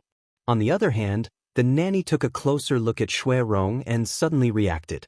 Xue Rong, it's you? Xan Zhiming was confused. Who is it? He used to be a servant in the courtyard. He was one of the people who were sold 3 months ago. Xan Zhiming was enlightened. He looked at Xue Rong and asked, Why are you here? After a pause, he seemed to have thought of something and smiled. You're very nostalgic. You've come to see your former master. Xue Rong could not help but sneer. That's right. I'm here to see what kind of outcome you lunatics have become. Xan Zhiming and the nanny's expressions changed at the same time. What did you say? Chapter 483. Am Mo Xulin's envy. Xue Rong smiled. If you remember selling a group of servants 3 months ago, then you should also remember the 2 maidservants who were killed at that time. One of them, he took a deep breath and his eyes turned ruthless, was my sister. The 2 of them were stunned. They looked at Xue Rong warily. Xue Rong had already walked up to them and said maliciously, Do you know why the Xan family lost so quickly? It's because before my sister died, she saw 2 letters in young master's room. When you were searching for her, she was hiding under the bed. She heard your conversation clearly. Xan Zhiming and the nanny's faces immediately turned pale. So that was what happened. It was actually that little girl who tricked them and exposed the place where they usually placed important letters. It was actually the dead little girl. Xue Rong was delighted to see their expressions. Go to hell and apologize to my sister. Apologize and repent for those who were killed by you. It's not in vain for you to live in this world. Ha! He laughed until tears came out. Yundong turned to look at him. However, Xan Zhiming seemed to have finally come back to his senses. He rushed toward Xue Rong with bloodshot eyes. Yundong raised her leg and kicked him back. Xan Zhiming's body was not in good condition. The moment he fell to the ground, he started coughing violently. Seeing that he was coughing up blood, Xue Rong finally wiped his face and turned to Yundong. Miss, let's go. Yeah. The 2 of them no longer looked at the dejected nanny and Xan Zhiming, who was still unable to get up. When they walked out of the door, they felt that the entire sky was bright. It was as if the previous storm was an illusion. After exiting the room, Am Mo Xulin glanced at the 2 people inside and gave a look to the soldier on guard at the side, telling him to go and see Xan Zhiming. At the very least, before the man was dragged away to be beheaded, he did not want the man to die. When he saw the soldier run in, he turned around again. He had wanted to say something to Yundong. Unexpectedly, when he turned around, he saw Xue Rong kneeling on the ground with a bang and kowtowing 3 times to Gu Yundong. "Thank you, miss." Gu Yundong was also shocked by him. She quickly smiled and helped him up. "For what? If it weren't for you, we wouldn't have found the evidence so quickly." As she spoke, she turned around and took out a jade pendant from the small box Am Mo Xulin was holding. She handed it over.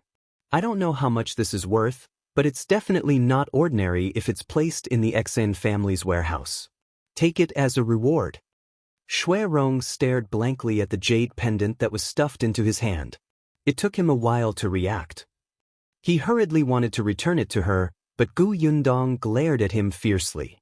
Xue Rong fell silent and could only accept it carefully. His heart was filled with sourness and warmth. This was a feeling he had never felt in all his years in the Xen residence. Unfortunately, his sister did not have such good fortune and did not meet such a good master. Xue Rong wiped the corners of his eyes and hurriedly followed Gu Yundong. He did not notice that Am Mo Xulin, who was carrying a small box behind him, was looking at him with envy. Gu Yundong had already gone to the house on the right, where the second young master of the Xen family, Zhiyuan, was locked up. When the door was opened, there was a commotion inside. A few sharp screams instantly came. Chapter 484. Gu Yundong beats someone. Gu Yundong felt as if her eardrums were about to burst, and she stopped in her tracks. When the screams stopped, she looked inside. Compared to the 2 people in the eldest young master's room, this room was much livelier. There was not only second young master Zhiyuan, but also his wife, who was the daughter of the prefecture magistrate, and the concubine with the same name as hers. There were also the mother of the concubine, Zhiyuan's 2 maids, and 3 other concubines. Gu Yundong had heard from Xue Rong that Zhiyuan was lecherous, so there were many beauties in the backyard. However, not many were taken in as concubines. After all, there was a wife there. Initially, there were more than a few concubines. However, there were endless open and hidden conflicts in the backyard. Once they were no longer liked by Zhiyuan, these concubines would not end well. Therefore, the remaining concubines were all successful people left behind after the house fights. However, the strange thing was that the 2 young masters of the Xen family had yet to have a child. It was understandable for the eldest young master. His wife had died early and his health was not good. However, not only did the second young master have a young and beautiful wife, but he also had concubines who were as beautiful as flowers. None of them had given birth to a child for him. It was probably because he had done too much evil. Gu Yundong shook her head and sighed as she walked towards them. Zhiyuan narrowed his eyes and took a closer look at Gu Yundong. Perhaps out of habit, his eyes lit up when he saw a young and beautiful girl walking over. He even swallowed his saliva unconsciously. Gu Yundong was disgusted by his gaze. He was already a prisoner, yet he still had a lustful heart. She stepped forward and punched him hard in the eye. Zhiyuan cried out in pain. The women beside him all looked at Gu Yundong in shock. "What are you doing? Who are you? Who are you to hit my husband? Do you know who I am?" Judging from her tone, she should be Zhiyuan's wife. Gu Yundong turned to look at her and smiled. "What a show-off. Who are you? I know. Are you the daughter of the prefecture magistrate? Poor thing. The prefecture magistrate has been arrested too." The woman was stunned and her expression changed. "Impossible. How could my father be captured? Otherwise, why hasn't he come to save you yet? It's because he can't even protect himself." This time, not only did the woman's expression turn ugly, but the others were also stunned. They had all been brought into this room and locked up by the soldiers who had suddenly appeared. They had vaguely heard that their crime included colluding with the enemy and betraying the country.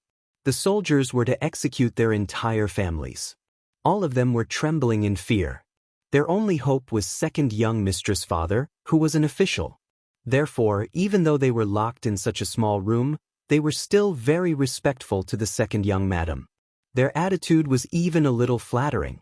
They only hoped that when she was saved, she would take them away with her. After all, no one wanted to die. But now, they were told that even the prefecture magistrate couldn't protect himself, so who else could save them? Instantly, the other women present began to look at the young madam differently. They even began to blame each other. Gu Yundong did not look at them. Her gaze landed on Zhiyuan again, and the corners of her lips curled up again. Zhiyuan felt his scalp go numb for some reason and could not help but move back. However, Gu Yundong suddenly stepped forward, clenched her fists, took a deep breath, and hit him heavily. Stop, what are you doing? What right do you have to hit me? Chapter 485. Remember Gu Dajiang? Gu Yundong did not speak, but her punches became heavier and heavier. Not only did Zhiyuan scream in pain, even the others beside him were trembling in fear.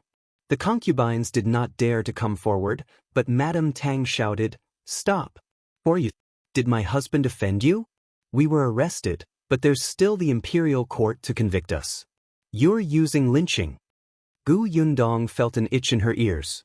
Were these people used to being high and mighty masters? Were they so arrogant that they could not see their own situation clearly? No one made a sound. Only she was still in the limelight. Gu Yundong finally stopped and narrowed her eyes to look in that direction. Madame Tang trembled under her cold gaze and had a bad feeling. Gu Yundong lifted her leg and kicked Zhiyuan. Then she left him and walked towards Madame Tang step by step. What are you doing? Madame Tang was a little afraid now. She sat on the ground and moved back. Gu Yundong bent down and slapped her face. Madame Tang widened her eyes in shock. "You," Gu Yundong smiled and slapped her again. Another slap. Gu Yundong looked at her well-proportioned red and swollen face and smiled in satisfaction. "How beautiful! You don't even have to put on rouge. Thank me properly." Madame Tang wanted to speak and curse, but her face was unbelievably swollen. The moment she opened her mouth, it hurt terribly. On the other side, there was a small th sound. It was not loud. Unfortunately, Gu Yundong's sharp ears still heard it. She raised her eyebrows and looked at the person who was laughing. She was about the same age as Gu Yundong herself, and she was standing next to a familiar-looking woman. Oh, Gu Yundong remembered now. Wasn't this woman the one she had seen in the kitchen? So the one next to her should be the concubine Gu Yundong. She walked towards her. The Gu concubine was a little afraid of her. When she saw that Gu Yundong had noticed her, she immediately swallowed nervously. Before she could speak, Gu Yundong slapped her. The Gu concubine's eyes widened. Why did you hit me? I didn't say anything bad about you, and I didn't offend you." Gu Yundong did not say anything. She slapped her a few more times. When she felt a little better, she finally stopped. The Gu concubine did not dare to speak, and her mother was even more afraid of death. She did not even dare to look. The entire house was silent. No one dared to make a sound. Especially the concubines, they were trembling in fear. Master had been beaten up, young madam had been beaten up, and the Gu concubine had also been beaten up. Was it their turn next? Just as they were feeling uneasy, Gu Yundong stood up. Her cold gaze swept across the three of them. It was just a little pain. How could it compare to the pain of her father being thrown out of the Xan residence with blood all over his body and almost losing his life? How could it compare to the pain of his shoulder being burned and blistered? How could it compare to the feeling of helplessness when his fingers were broken and he could not even lift the bowl and chopsticks? It was just a few slaps. Not hurtful at all. Zhiyuan finally recovered. He looked at Gu Yundong with hatred. "Who exactly are you?" "Second young master is forgetful. Let me remind you." Gu Yundong glanced at him. A month ago, did second young master beat up a man called Gu Dajiang and throw him out of the Xian residence? Chapter 486. The farmer girl you're looking for Zhiyuan frowned, unable to recall. Instead, it was Madame Tang and the Gu concubine who had a deep impression of that competition. They immediately widened their eyes in shock. "Who are you to him?" The two of them spoke almost at the same time. Zhiyuan finally thought of the poor-looking man who was dressed in rags. Gu Yundong squatted down. His daughter." The expressions of the three of them changed drastically. That person's daughter? They knew in their hearts how badly that person had been beaten up back then. After being thrown out of the Xian family, he would most likely not survive. So, His daughter was here to avenge him? Gu Yundong seemed to know what they were thinking. Don't worry. My father isn't dead. He's alive and well. But I'm not sure if you're going to die soon. She stood up and looked down at the three of them. Actually, I was thinking that since my father was beaten up by the three of you, I wouldn't implicate the innocent. I would just settle the score with the three of you. Unfortunately, she smiled and suddenly looked at Xue. A bad premonition flashed across the Xue heart, and his voice trembled slightly. Unfortunately what? It's a pity that you have designs on white sugar. Gu Yundong raised her eyebrows. Didn't you want to go to the Xuanhe prefecture to find the farmer who made white sugar and force them to hand over the formula so that you can use it to earn money? Xue pupils constricted. How did you know? Of course I know. After all, I'm the farmer you're looking for. How is it? Isn't it a surprise? Xue looked at her as if he had seen a ghost. His mind was in a mess. This person was the sugar producer. This person was the daughter of the man he had attacked back then. This person actually knew that he had designs on white sugar. He lowered his eyes and muttered, "How could it be? How could it be?" Gu Yundong still felt that it was not enough. She said, "Actually, when I first came to the Wanqing prefecture, I really thought of cooperating with the Xan family. Unfortunately, before I could find second young master, I encountered you trying to kill my father. My father had to recuperate for a month before he could walk. I have to settle this score with you no matter what, right? I didn't expect that when I was thinking of a way to deal with you, you still didn't think that you had done enough evil and wanted to find the person who made white sugar. Then I really can't let you off. Look, this is probably what they mean by karma, right? If you had treated my father better and been more polite back then, you might not have ended up like this." Xue face turned pale. So, everything was because they had attacked that man? After Gu Yundong finished speaking, her hand was still itchy and she wanted to hit them again. However, Am Mo Xulin finally pushed open the door and entered. That's enough. Anyway, they won't have a good ending. Gu Yundong glanced at him before walking out of the door. To be honest, her hand still hurt a little, but it felt good to hit others with her hand. Before the door could close, the house was already in chaos. Hearing Am Mo Xulin's words, which seemed to be a death sentence, and hearing Gu Yundong's words, which explained that the source of everything was actually the competition between the Tang and Gu concubines, the other concubines who had been implicated could not help but pounce on them one by one and bite and kick them. "Bitch, it's all your fault. If you want to fight, then fight. Why torture an outsider whose identity you didn't even know? We're dead because of you." Chapter 487. Satisfied Gu Yundong looked at him and shrugged. "See? Even if I don't do anything, they'll be beaten half to death." Am Mo Xulin had a headache. He signaled for the people at the door to hold them back. Seriously, they could still fight so fiercely even with their hands and feet tied. What surprised him was actually the mother of the Gu concubine. She was actually hitting the Gu concubine most fiercely. She kicked and scolded, "You jinx, I'm really unlucky to have you. I'll die with you." As she spoke, she shouted towards the soldiers who rushed over, "Sir, I'm not from the Xen family. My daughter is only a concubine. I'm not even a proper relative of the Xian family. Let me go." No one paid attention to her. Am Mo Xulin had already closed the door. "All right, now that you've vented your anger, and everyone in the Xian family can't escape, you can rest assured, right?" Gu Yundong took the small box from his hand and snorted. "Only sort of." With that, she led Xue Rong to the door. After leaving the door, she saw the Duan's siblings talking. When they saw her, they were both stunned. After Gu Yundong left, Miss Duan asked, "Who is that girl? Why can she enter?" "Lord Mo only said that her surname is Gu. I don't know anything else. She shouldn't be from Wanqing Prefecture." Duan Chen said, "But Lord Mo treats her very well. I'm afraid we can't offend her. When we meet in the future, it's better to befriend her." "I see." Duan Wan nodded. The Duan family was in business, so their interests were naturally very important. They knew what was beneficial to them. Gu Yundong carried the small box back to the inn. It was already noon. There were people everywhere in the lobby of the inn. As soon as they walked in, They heard about the prefecture magistrate and the Xian family. Everyone was discussing. Some of them were well informed and even said that there was a huge commotion in the capital. It was even more bloody than in Wanqing prefecture. Gu Yundong let it go and went upstairs with Xue Rong. When she reached the door, she saw Tong Shuitao welcoming her happily.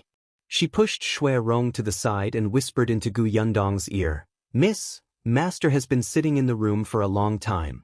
He won't listen to me even if I persuade him to lie down." Gu Yundong nodded. She pushed the door open and saw Gu Dajiang sitting there with a frown. No one knew what he was thinking. She sat opposite him with a smile. "Father, have you eaten lunch?" When Gu Dajiang saw her, he could finally ask the question that had been accumulating in his heart for a long time. "Yundong, there are rumors everywhere that the Xen residence has been confiscated. Is that true?" "Of course it is." "Then this matter, Father wants to ask me if I'm involved in this matter." Gu Dajiang hesitated for a moment before nodding. He felt that it was a little surreal. If his daughter got involved, the other party was the Xian family. No one in the entire Wanqing prefecture dared to offend the Xian family. How could his daughter get involved with a 100-year-old family that even the Duan family had to retreat from? However, if his daughter was not involved, then during this period of time, Yundong had been too busy. Occasionally, when she mentioned the Xian family, she would look as if the other party was about to be finished. Yesterday, she even said that a storm was coming. All of this indicated that Yundong might know something. Not only did she know, but she had also done something. Gu Dajiang thought of the angry and suppressed expression on Yundong's face when she found out that he had been beaten half to death by the second young master of the Xen family. "So, you got involved?" Chapter 488, Strange Paper Appears. "Yes, I'm involved." The dust had settled, so she didn't have to hide it anymore. Gu Dajiang's eyes widened. "It was really... Then how much did you get involved in?" Seeing his conflicted expression, Gu Yundong could not help but laugh. "More or less. It's the most crucial step." "Which step?" "Father should already know that Xue Rong came from the Xen family, right?" Gu Yundong told him about how Xue Rong's sister had accidentally found out about the evidence of the Xen family's crimes. She did not go into too much detail. Anyway, the charges against the Xian family would be out soon. His father would understand. On the other hand, Tong Shuitao finally understood why Xue Rong had been following Mississippi. It turned out that he had gone to do something big. She had misunderstood him. Thinking of this, Tong Shuitao looked at him apologetically. Seeing that he was still holding a heavy small box, she quickly went to take it to relieve his burden. Unexpectedly, Xue Rong turned his body and moved the box to the other side, not letting her touch it. "Tong Shuitao, get lost." Gu Dajiang was shocked when he heard that. It turned out that this was so complicated. Xue Rong had such a tragic history. The eldest young master of the Xen family was simply a beast. Gu Dajiang admitted that he had seen many such crazy things on his way to escape, but when he heard this story, he was still so angry that his entire body trembled. It took him a while to calm down. Fortunately, evil had its retribution. He looked at Xue Rong and said, "Now that you've taken revenge, you can stay at our house in peace in the future. Our family is different from the Xian family. We won't do such a crazy thing." "Yes, my lord." When Gu Dajiang looked at Gu Yundong again, his face was filled with relief. As he watched, he couldn't help but laugh. Gu Yundong's face darkened. "Father, what are you laughing at?" "Father just thinks that our Yundong is a very outstanding person." "That's for sure." As Gu Yundong spoke, she asked Xue Rong to place the small box on the table. She pushed it in front of Gu Dajiang. In the face of his puzzled expression, Gu Yundong smiled slyly. "This is the reward they gave me. Father, would you take a look?" Gu Dajiang opened the box suspiciously. The next moment he was stunned. He looked at the contents of the small box in disbelief. He felt as if his eyes were about to be blinded. Gu Yundong took out a book from inside. "I heard that this is the only copy. Father, take a look." Gu Dajiang suddenly came back to his senses. His gaze landed on the book, and his fingers couldn't help but tremble when he saw the words on it. He wiped the sweat from his palms excitedly and took the book. Then he carefully opened it. After reading a few pages, he cherished it and closed it again. This is worth 1,000 gold coins. His gaze fell on the small box again, and his expression gradually became solemn. Yundong, keep these things well. They'll be your dowry in the future. Gu Yundong laughed. What dowry? I've picked it out for you. As she spoke, she began to take things out. Look, this brush, this inkstone, do you like them? And this jade pendant, if I put it on your belt in the future, you will definitely look grand. And this fan, the words on it seem to have been written by some calligraphy expert in the past. And this, what is this? Gu Yundong looked at the unfamiliar piece of paper that suddenly appeared in the small box. Chapter 489. We have a shop. She had personally placed everything in this small box. Gu Yundong was very sure that she had not put a piece of paper in. She pulled the paper out suspiciously and opened it to take a look. This is... Gu Dajiang also came over and said in surprise, a contract. Yes, a contract. Moreover, it was a contract for the transfer of a shop. Gu Yundong looked at it once, then lowered her head to look in the box. As expected, she found a key. Gu Yundong laughed as she held the contract in one hand and the key in the other. It seems that Am Mo Xulin put it in this box. Perhaps he feels that he owes it to me. Thinking of the thousands of taels of silver in her spatial storage, Gu Yundong instantly felt a little guilty. However, the guilt was quickly sent flying. She held the contract and asked Gu Dajiang, Father, do you want to take a look? Gu Dajiang was a little excited. He read the contract again and again. This shop belongs to our family? Yes. Let's go take a look. Gu Dajiang stood up. Perhaps because the movement was too big, it pulled at his wound and he immediately gritted his teeth. Gu Yundong quickly reached out to help him up. Father, why don't we go when you're better? No need, no need. Gu Dajiang waved his hand. After a while, he felt much better. Then he smiled and said, I'm fine. I'm much better. It's just that I rose too suddenly just now. Doctor, you also said that after lying down for a month, I can go out for a walk. All right, let's go over and take a look. But we have to eat lunch first. Gu Yundong had glanced at the address just now. It seemed to be on the same road as this inn, so it was not far. Xue Rong went down to get the waiter to serve the food. At this moment, the people downstairs had yet to disperse. Although they had eaten and drunk their fill, they were still discussing things. All of them were red in the face. When Gu Yundong and the others came down, they saw someone talking loudly. The guy was so excited that he even danced. Gu Yundong hurriedly helped Gu Dajiang to the side to avoid being hit. After leaving the inn, she realized that there were many people discussing this matter outside. Occasionally, when they passed by a small stall, they could hear the stall owner and customers chatting. It seemed that this matter had caused a stir in the entire city. The four of them walked slowly, so they listened all the way. When they arrived at their destination, they saw a large shop with 8 rooms in front of them. However, there was a seal on the entrance of the shop, clearly forbidding anyone from entering. Gu Yundong lowered her head and carefully looked at the address on the contract. Then she looked up at the shop in front of her. That's right, this was the place. Xue Rong was silent for a moment before walking forward and saying, Miss, this shop seemed to belong to the Xian family previously. The Xian family's house was confiscated, so the shop must have been sealed. The contract that Lord Am Mo gave you is a red contract, so it must have been registered in the government.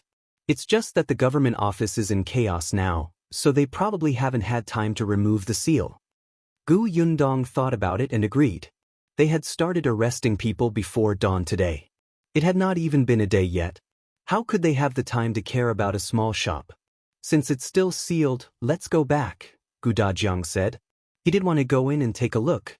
This shop seemed to be quite big, and there was probably a courtyard behind it. The sign said that it was a silk shop. It should have been in the cloth and satin business in the past. The four of them returned in disappointment and could only return to the inn first. Unexpectedly, as soon as they entered, the waiter welcomed them. Master Gu, Miss Gu, you're back? Someone is looking for you. Chapter 490. Do you want to come with us? Someone was looking for him? Gu Yundong followed the waiter's finger and saw the person standing not far from the staircase. It was Uncle Yu. Uncle Yu also saw them and hurried forward. Dajiang. After greeting him, he sized his friend up from head to toe. Are your injuries healed? Brother Yu, why are you here? Gu Dajiang was also very surprised. He happily patted Uncle Ye's shoulder. In the end, he accidentally pulled his wound again. Gu Yundong held her forehead. Father, let's go upstairs first. Uncle Yu nodded repeatedly. Yes. Be quiet. I'll help you walk. Uncle Yu actually already knew how Gu Dajiang's injury came about. The last time Xue Rong went to the Yu family, he mentioned it, but he didn't say that it was done by the Xian family.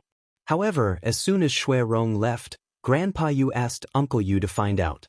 Uncle Yu had been in the prefectural city for a while and knew many people. In addition, Gu Yundong had met Gu Dajiang when she went to the Xian residence that day. He had gone to the Xian residence to ask around and knew what had happened. The father and son pondered for a moment and quickly understood why Gu Yundong did not let them see Gu Dajiang. Perhaps it was the aftereffects of escaping from the famine, but the three of them were very sensitive to some subtle changes. For example, the atmosphere in the city seemed to be very tense recently, as if something big was about to happen. In order to avoid causing trouble for the Gu family, they didn't visit Gu Dajiang again. Even Uncle Yu, who was working outside, did not go out much these days. At most, he found jobs nearby. Today, when Uncle Yu went to the market, he happened to hear that the Xian family was finished. He could not wait to come over. The group entered the house, and Tong Shuitao obediently served tea. Uncle Yu then asked about Gu Dajiang's situation. Knowing that he was fine, he heaved a sigh of relief. My father was also very worried about you. No one expected you to encounter such a thing. Fortunately, the Xian family has been confiscated. It can be considered retribution. Uncle Yu sighed as he looked at Gu Dajiang. At this moment, Gu Dajiang was completely different from a month ago. It was as if he had become a different person. His face was no longer as gray as before, and his clothes were no longer tattered. Even his spirit was better, and he seemed to have gained weight. He even had a faint aura. He had studied before, and now he looked more refined. Facing Gu Dajiang like this, Uncle Yu felt inexplicably ashamed and uncomfortable. He could not help but tug his hand and ask, by the way, you've recovered. Are you planning to return to the Xuanhe prefecture? Yes, my wife, second son, and youngest daughter are all at home. I want to see them as soon as possible. So, when do you plan to leave? Gu Dajiang pointed at Gu Yundong. You have to ask her. I feel that my injuries are almost healed. It's not a big problem to be careful on the way. However, Yundong said that I have to stay for half a month before she's willing to leave. She's afraid that I won't be able to take it on the way. There was some pride in his words. Gu Dajiang couldn't change the habit of showing off his child's filial piety in front of his friends. Gu Yundong laughed. Father, don't mess around. Dr. Yu only allowed you to leave this in today. As she spoke, she turned to look at Uncle Yu. Uncle, actually, I have something to ask you. Yes? What is it? Do you want to return to the Xuanhe prefecture with us? Chapter 491. Going to the Yu family again. Uncle Yu was stunned. To the Xuanhe prefecture? Yes, I was thinking that you cannot return to the village you were in now and you don't have any relatives in the prefectural city. My father has been under your care these few days. He's your friend and can't bear to part with you. Gu Dajiang nodded repeatedly. Yes, why don't you come with us? Gu Yundong continued. Our Yongfu village is actually not bad. The village chief is also kind, and the villagers are very diligent and friendly. If you come, we can take care of each other. I have a workshop in the village and don't have enough manpower now. If you can come and help me, it'll be most at ease. Uncle Ye's fingers moved. Help her? She was clearly the one helping them. She wanted them to know that they wouldn't have to worry about not having a job even if they went to Yongfu village. Uncle Yu was tempted for a moment, but he quickly suppressed it. He thought for a while before saying, I have to go back and discuss it with my father and Xiao Jin. Xiao Jin was his son. Of course. Uncle Yu chatted with Gu Dajiang for a while more. After all, He had something on his mind and returned not long after. Gu Dajiang looked at his back and said to Gu Yundong, "It's unlikely that the Yu family will follow us back to Yongfu village." Gu Yundong was stunned. "Why?" "You'll find out in a day or two." Gu Yundong blinked, but on second thought, she felt that it made sense. After all, they had lived in Wanqing Prefecture for a period of time and had finally settled down. In the end, it didn't make sense for them to go all the way to a completely unfamiliar place. In fact, she was not confident. Forget it. Regardless of whether they went or not, she would respect their choice. 2 days later, Gu Yundong and Gu Dajiang went to Uncle Ye's courtyard. When she passed by that road again, the hooligans who had caused her trouble were no longer there. However, many of the neighbors who lived there greeted Gu Dajiang curiously when they saw him. Especially when they saw 2 servants following behind him, they started whispering. "Gu Dajiang is rich. He even has servants now. Look at his clothes. I saw them at the silk shop last time. They cost 3 taels of silver. Wow, so expensive?" In the past, Gu Dajiang even had to use 3 copper coins sparingly. "Do you think they're going to the Yu family? Is the Yu family going to get rich too?" "Tisk, forget it. Let me tell you, it's been a month since Gu Dajiang left. Only 2 servants have come. He just showed his face today. Didn't you see that the Yu family has been living so bitterly for the past month?" If Gu Dajiang really had a conscience, he would have given the Yu family a couple of taels of silver. The Yu family wouldn't still be living in this lousy place. "Oh, how dare you say that? Do you think a couple of taels of silver come from the wind?" No one dared to say these words in front of Gu Dajiang and the others. They only started spouting nonsense when they disappeared. At this moment, Gu Yundong and the others had already entered the Yu family. Uncle Yu was cleaning the courtyard. When he saw them enter, he quickly came over to help Gu Dajiang sit. "Uncle Yu, I'm fine. You don't have to help me. Don't take advantage of the fact that you're still young and don't pay attention. If you fall ill, you'll suffer when you reach my age." Gu Yundong nodded vigorously. "Grandpa Yu is right." Uncle Yu also came out at this moment. After everyone sat down, Gu Yundong got down to business. Chapter 492, The Yu Family's Decision. "Grandpa Yu, have you considered it? Do you want to return to the Xuanhe Prefecture with us?" Gu Yundong hoped that they would leave together. The Yu family did not have any relatives here. If they encountered any problems, they would be isolated and helpless. At the very least, they would be able to take care of each other when they went to the Xuanhe Prefecture. Moreover, the Yu family had taken care of her father for so long. She wanted to repay them no matter what. Uncle Yu and Uncle Yu looked at each other. A moment later, Uncle Yu wiped his face and said with a smile, "Gu girl, Grandpa Yu thanks you for your kind intentions. However, we still want to stay in Wanqing Prefecture." But Uncle Yu waved his hand and interrupted her persuasion. "I know you want to take care of us. I also believe that if we follow you to the Xuanhe Prefecture, we won't have to worry about food and clothing. Our lives will be much better than now. However, we can't rely on you for everything. Yes, your father received our help a few months ago, but we only gave him a place to live. Compared to the time when you sent a basket of food to save our lives, it's insignificant." Gu Yundong said, "The basket of sweet potatoes I gave you was because you informed us in advance so that we could avoid the chaos. In that case, you should be the ones who saved us first." Uncle Yu laughed out loud. All right. If you want to calculate it this way, you won't be able to finish it." He was in a good mood and did not regret helping this young lady at all. There was a cause and effect. The old saying was indeed true. Uncle Yu smiled, but very quickly, his expression became serious again. "Gu girl, actually, there's another important reason why we didn't go to the Xuanhe Prefecture." As he spoke, his expression became a little sad. "Back then, on the way to escape, my wife and my daughter-in-law didn't survive. Later, after we settled down in Wanqing Prefecture, we moved their graves over and let them settle down. During the new year, we would visit them and burn something for them. If we went to the Xuanhe Prefecture, it would be a long journey. It would be difficult to see them." As he spoke, he wiped his face. "I'm already so old. I don't know how much longer I can live. When I'm free, I can still go and talk to my wife. Don't let no one visit them when the time comes. If the grass on the grave grows to half the height of a person and there's no one to take care of them, they'll be so sad. On the way to escape, they starve to death to give us a bite to eat. How can we leave them behind now? In the end, Uncle Yu could not help but tear up. Yundong panicked and quickly handed him a handkerchief. Yes, Grandpa Yu is right. I didn't consider everything. It's my fault. Uncle Yu quickly stopped his tears and smiled when he heard her words. What's your fault? You're a good child.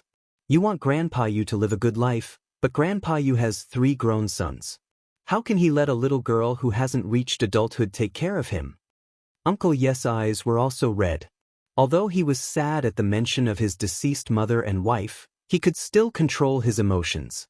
He only said with a slightly choked voice, "That's right, Gu girl.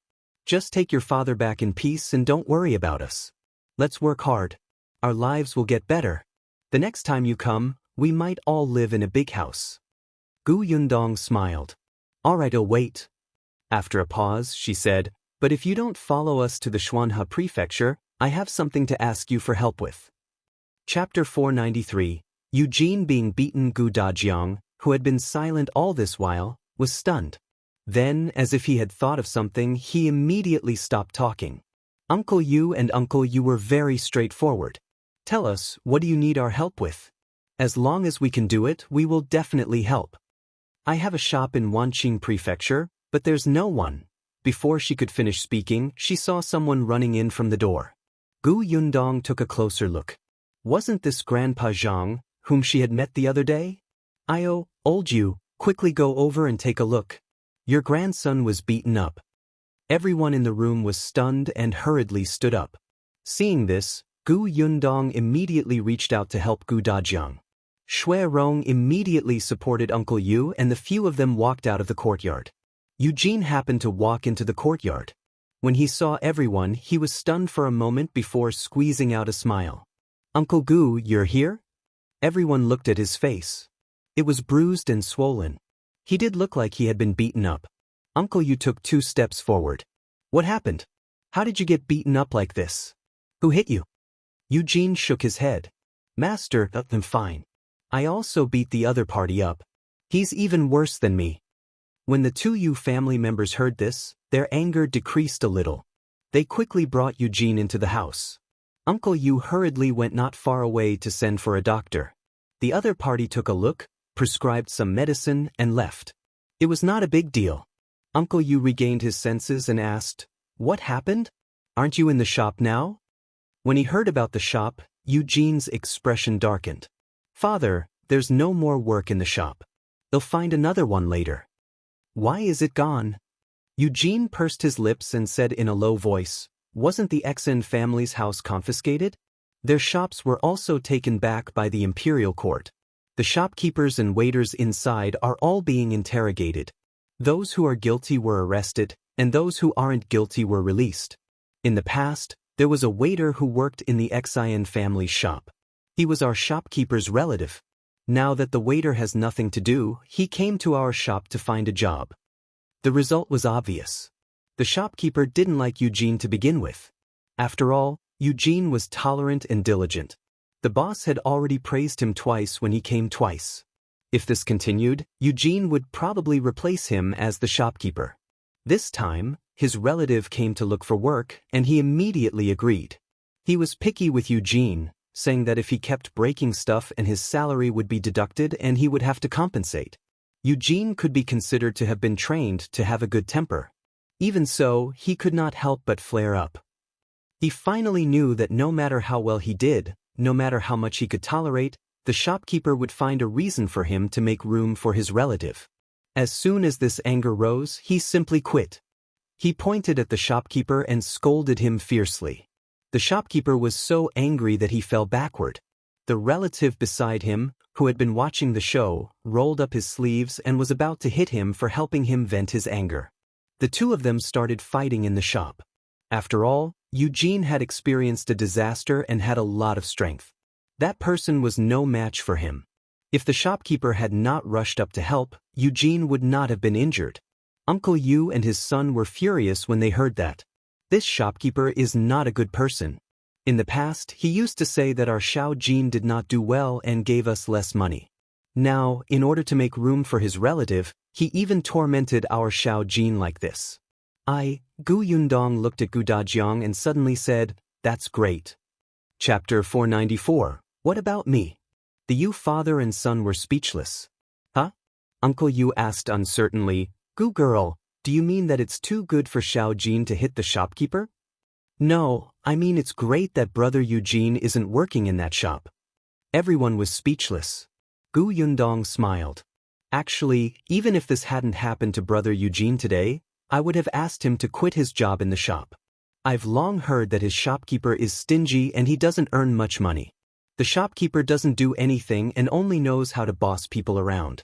The better brother Eugene does, the more others don't like him. How many years will it take for him to stand out in such a place? So I want to invite brother Eugene, Uncle Yu, and grandfather Yu to help in my shop." The three members of the Yu family widened their eyes and exclaimed, "Your shop?" "Yes." Gu Yundong said in embarrassment, "I just got a shop recently and haven't opened business yet. Actually, I was thinking that if you come back to the Xuanhe prefecture with us, you'll have to find someone else to help look after this shop. But I'm not familiar with the Wanqing prefecture. Uncle Yu knows many people, so I want Uncle Yu to introduce someone. Since you're not coming with us, I can ask you to help take care of the shop. To be honest, I only trust you here." The Yu family members looked incredulous. You mean you want us to look after the shop?" "Yes, didn't brother Eugene work in a grocery store? It just so happens that I plan to open a grocery store in my place." Gu Yundong actually wanted to open a shop selling all kinds of sweets, dried fruits, and preserved fruits, just like Gus in Fengkai County. However, this place was too far from Yongfu village. It would take a lot of time and money to transport the goods over. The cost was too high and it was not worth it. At the very least, she had to wait until her business expanded and there was a workshop here. Later on, she even thought of opening a medicinal shop, but selling herbs required a professional. Moreover, the preparation of the medicinal shop at the beginning would take too much time. After thinking about it, he could open a grocery store first. Firstly, it could help the Yu family. After all, Eugene had experience and it was convenient for him to do this. Secondly, Uncle was actually quite a loyal and talkative person. He had only been in Wanqing prefecture for half a year, but he knew many people from all walks of life and had channels to buy goods. Previously, it was because Uncle Yu had introduced a cheap supply channel to the grocery store where Eugene was working that Eugene caught the eye of the boss and received the boss praise, causing the shopkeeper to be dissatisfied. Thirdly, it was easy for the grocery store to change business. Gu Yundong had seen that the location of the shop was very good. In the future, when her business grew and she had a workshop here, she could still sell candy inside. It would be easy for the grocery store to change business. After the Yu family heard what she said, they could not come back to their senses for a long time. They knew very well that Gu Yundong was clearly helping them, but she kept saying that they were the only people she could trust. This made them unable to find a reason to refuse. Uncle Yu, just agree. Otherwise, Yundong really doesn't know who to look for.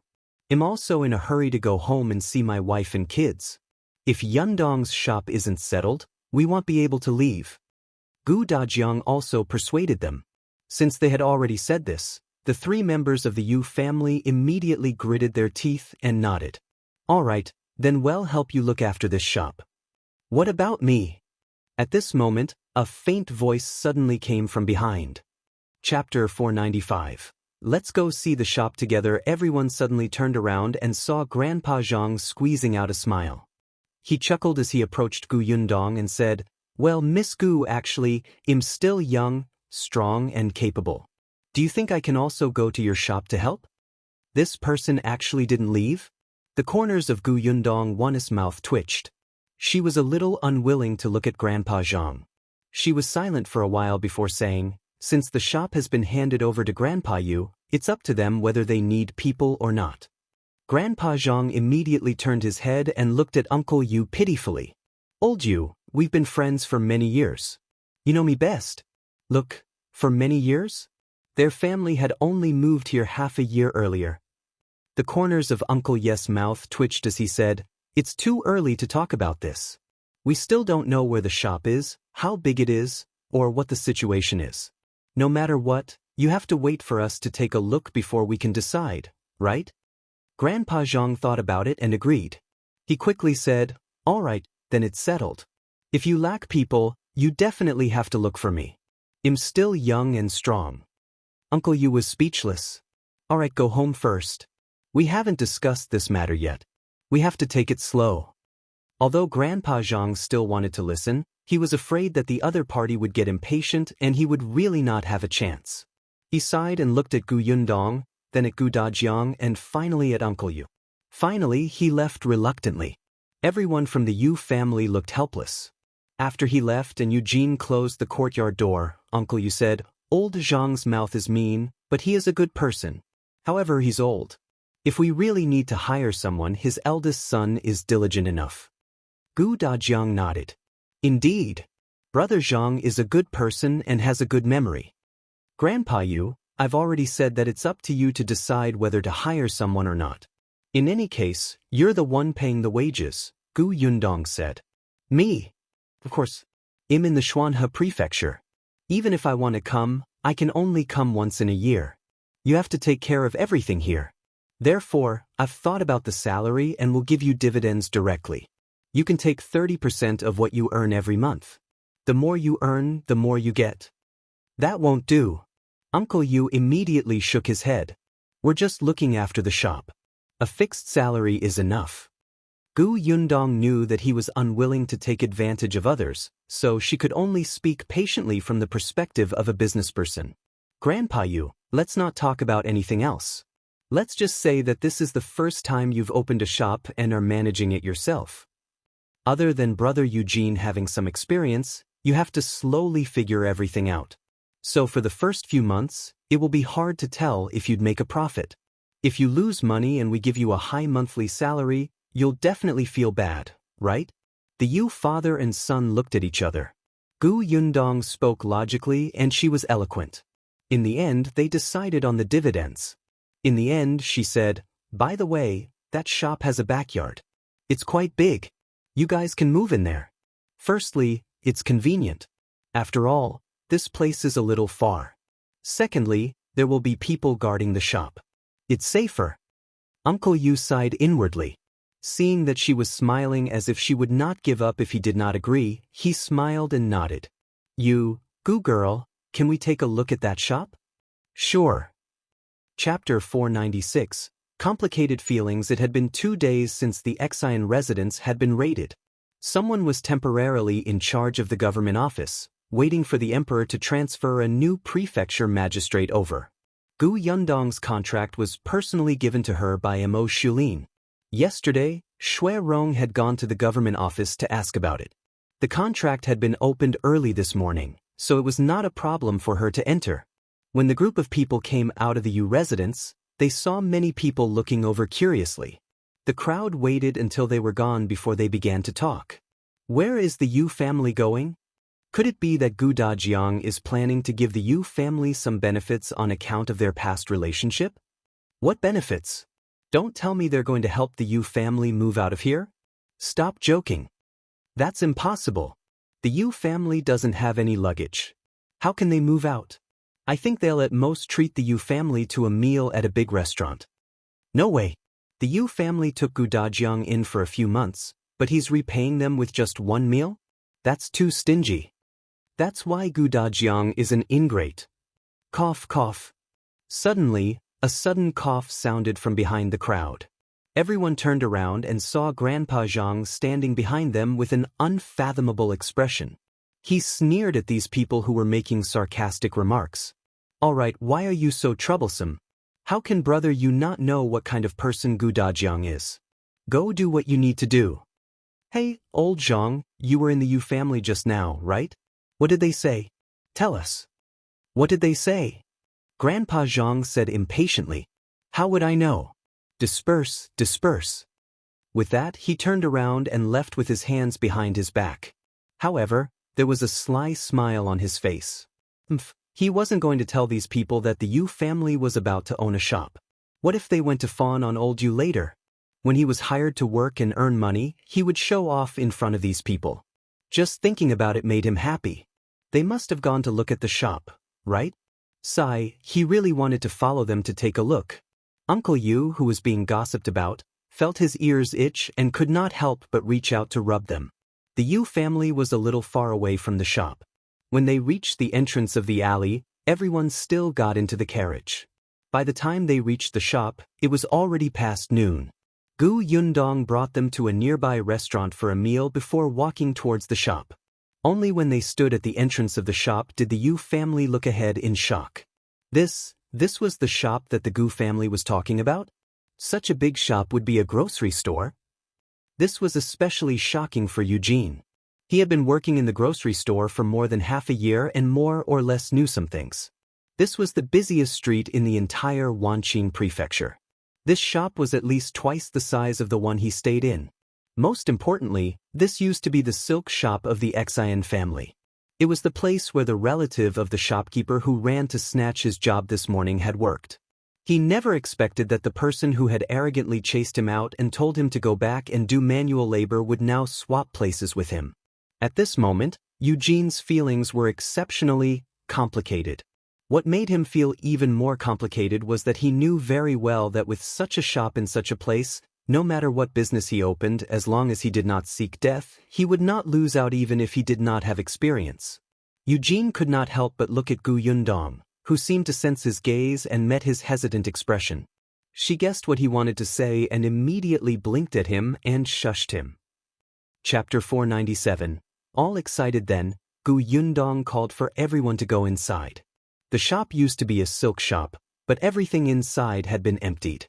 Those were also the assets of the Xian family. Naturally, they were taken away by the officials. However, there were still some fabrics that had been cut and left behind. They were still placed on the cabinet. Uncle Yu couldn't help but widen his mouth when he came in. Yundong, is this the shop you mentioned?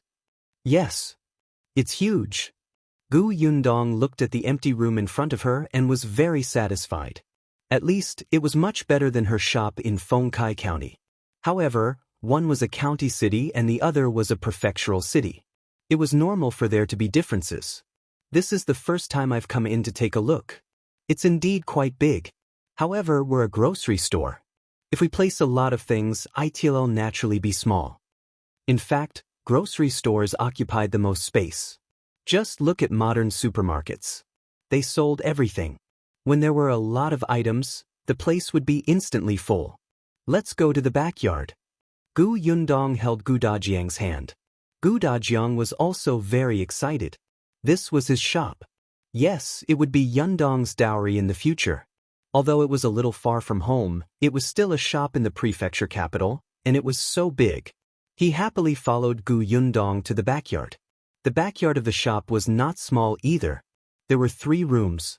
In addition to the kitchen and outhouse, there was also a storeroom used to keep things. There was more than enough room for the 3 members of the Yu family here. It was much better than the previous small courtyard. There was ready-made furniture in the room. The bed, cabinet, and desk were all very neat. The Yu family could use them now. In the future, when they had money, they could buy new furniture if they didn't like it. However, Yundong felt that the Yu family was used to being thrifty and would not change it unless it was time for Eugene to get married. The kitchen doesn't seem to be used much. It's still considered clean. Yundong came out of the kitchen. It'll be convenient to cook here after you buy the ingredients. Uncle Yu smiled until his face was full of wrinkles. He was very excited. Yundong, don't worry. We'll do our best. His eyes were shining with enthusiasm and confidence for the future. Uncle Yu also nodded repeatedly. He touched the pillar at the side lovingly and walked back and forth in the courtyard twice. Actually, Dajiang also wanted to touch it, but he was supported by Yundong.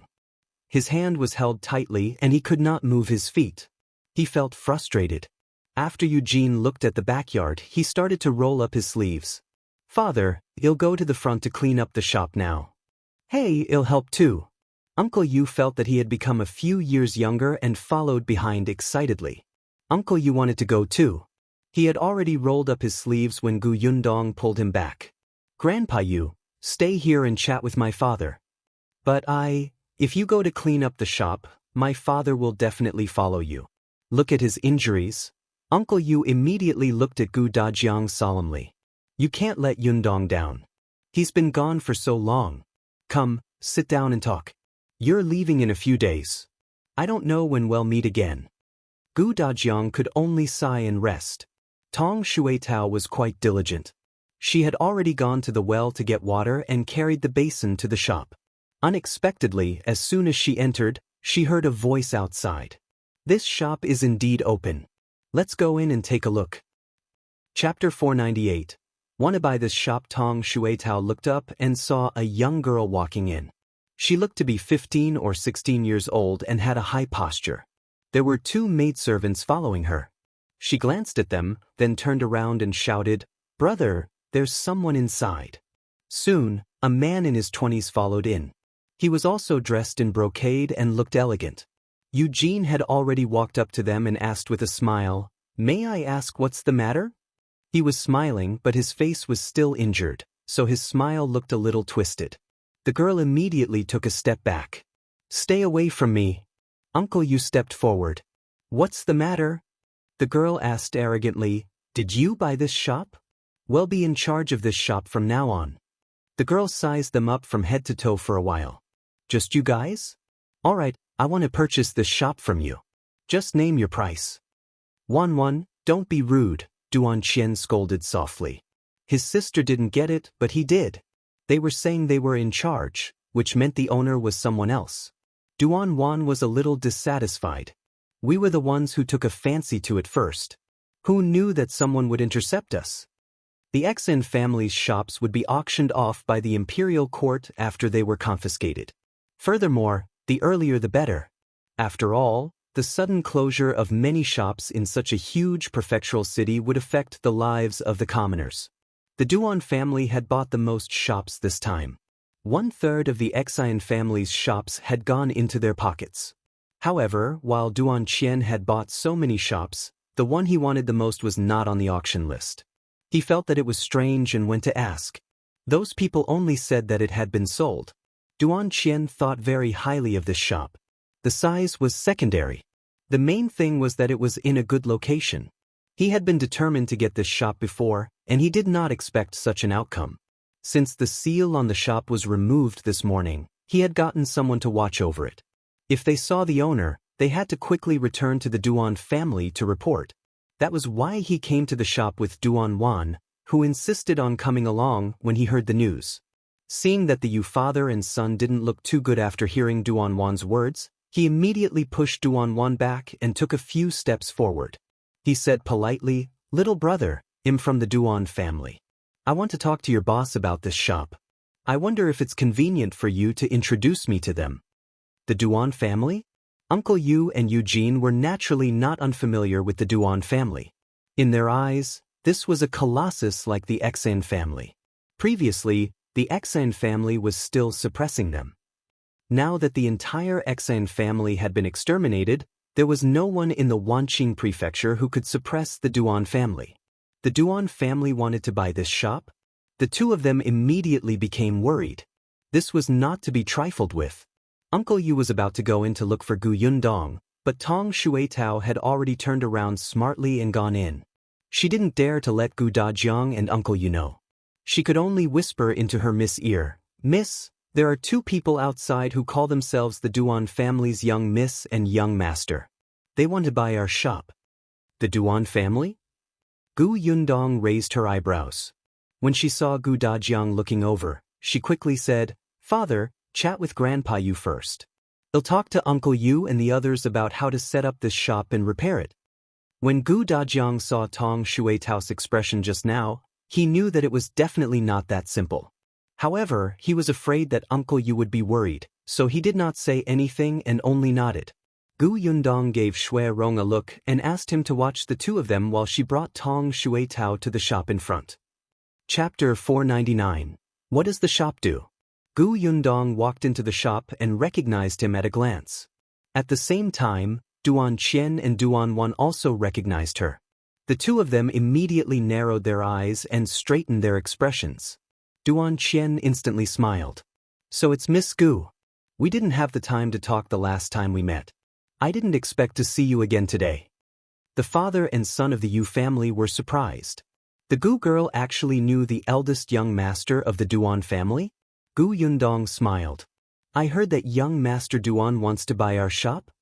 Duan Qian sighed inwardly. After seeing Gu Yundong, he knew that there was not much hope.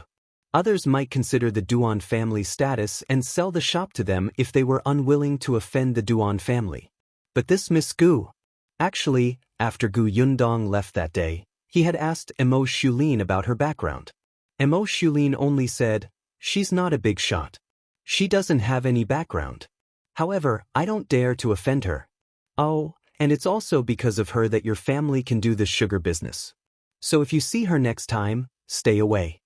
Duan Qian had yet to recover from the shock of this girl being associated with the sugar business when he was stunned by Am Mo Xulin's incoherent words. Since she didn't have any background, why didn't he dare to offend her? If he had a sugar business because of her, why shouldn't he say thank you when he saw her? Instead, he had to stay far away? However, Am Mo Xulin did not say anything else. Others also kept their mouths shut even when he asked them. However, Duan Wan had told her that at the entrance of the Xen residence that day, she had personally seen Miss Gu throw a stone at the back of the head of the fourth brother who was following Lord Am Mo. Not only was he not angry, he even invited her in with a smile. This series of actions was really confusing, but Duan Qian understood. Not only could he not offend this Miss Gu, but he should also try his best to befriend her. Hence, when he heard Gu Yundong's question, he said very gently, yes, we do have the intention to buy this shop. I wonder if Miss Gu has the intention to sell it. We can negotiate the price. Gu Yundong shook her head. I don't intend to sell this shop. Besides, it was given to me by someone else. If I sell it, wouldn't I be letting them down? Gu Yundong was telling the truth and did not hint anything. However, Duan Qian's expression changed slightly. Someone gave it to her? Who would dare to give away the shop that the imperial court had confiscated? It could only be the imperial court. Duan Qian instantly put away all his thoughts and changed the topic. In that case, it seems that we can only look elsewhere. He looked helpless. He turned around and saw the Yu father and son. He then looked at the relatively neat shop and asked curiously, Miss Gu, are you planning to open for business? What kind of business are you doing? If you need me, just tell me. The Duan family can still be of use in Wanqing Prefecture. Gu Yundong actually wanted to be on good terms with the Duan family, especially when Duan Qian's attitude was very friendly. After all, she was going to leave soon. If the three members of the Yu family opened a shop in such a prosperous area, they would easily be targeted if they did not have any backing. Young Master Duan came at the right time. Hence, Gu Yundong asked Tong Xuetao to tidy up the tables and chairs. After inviting Duan Qian and Duan Wan to sit down, she said, I do plan to tidy up and open for business. Oh, will you continue to sell satin and cloth, or tea and wine? Or maybe jewelry?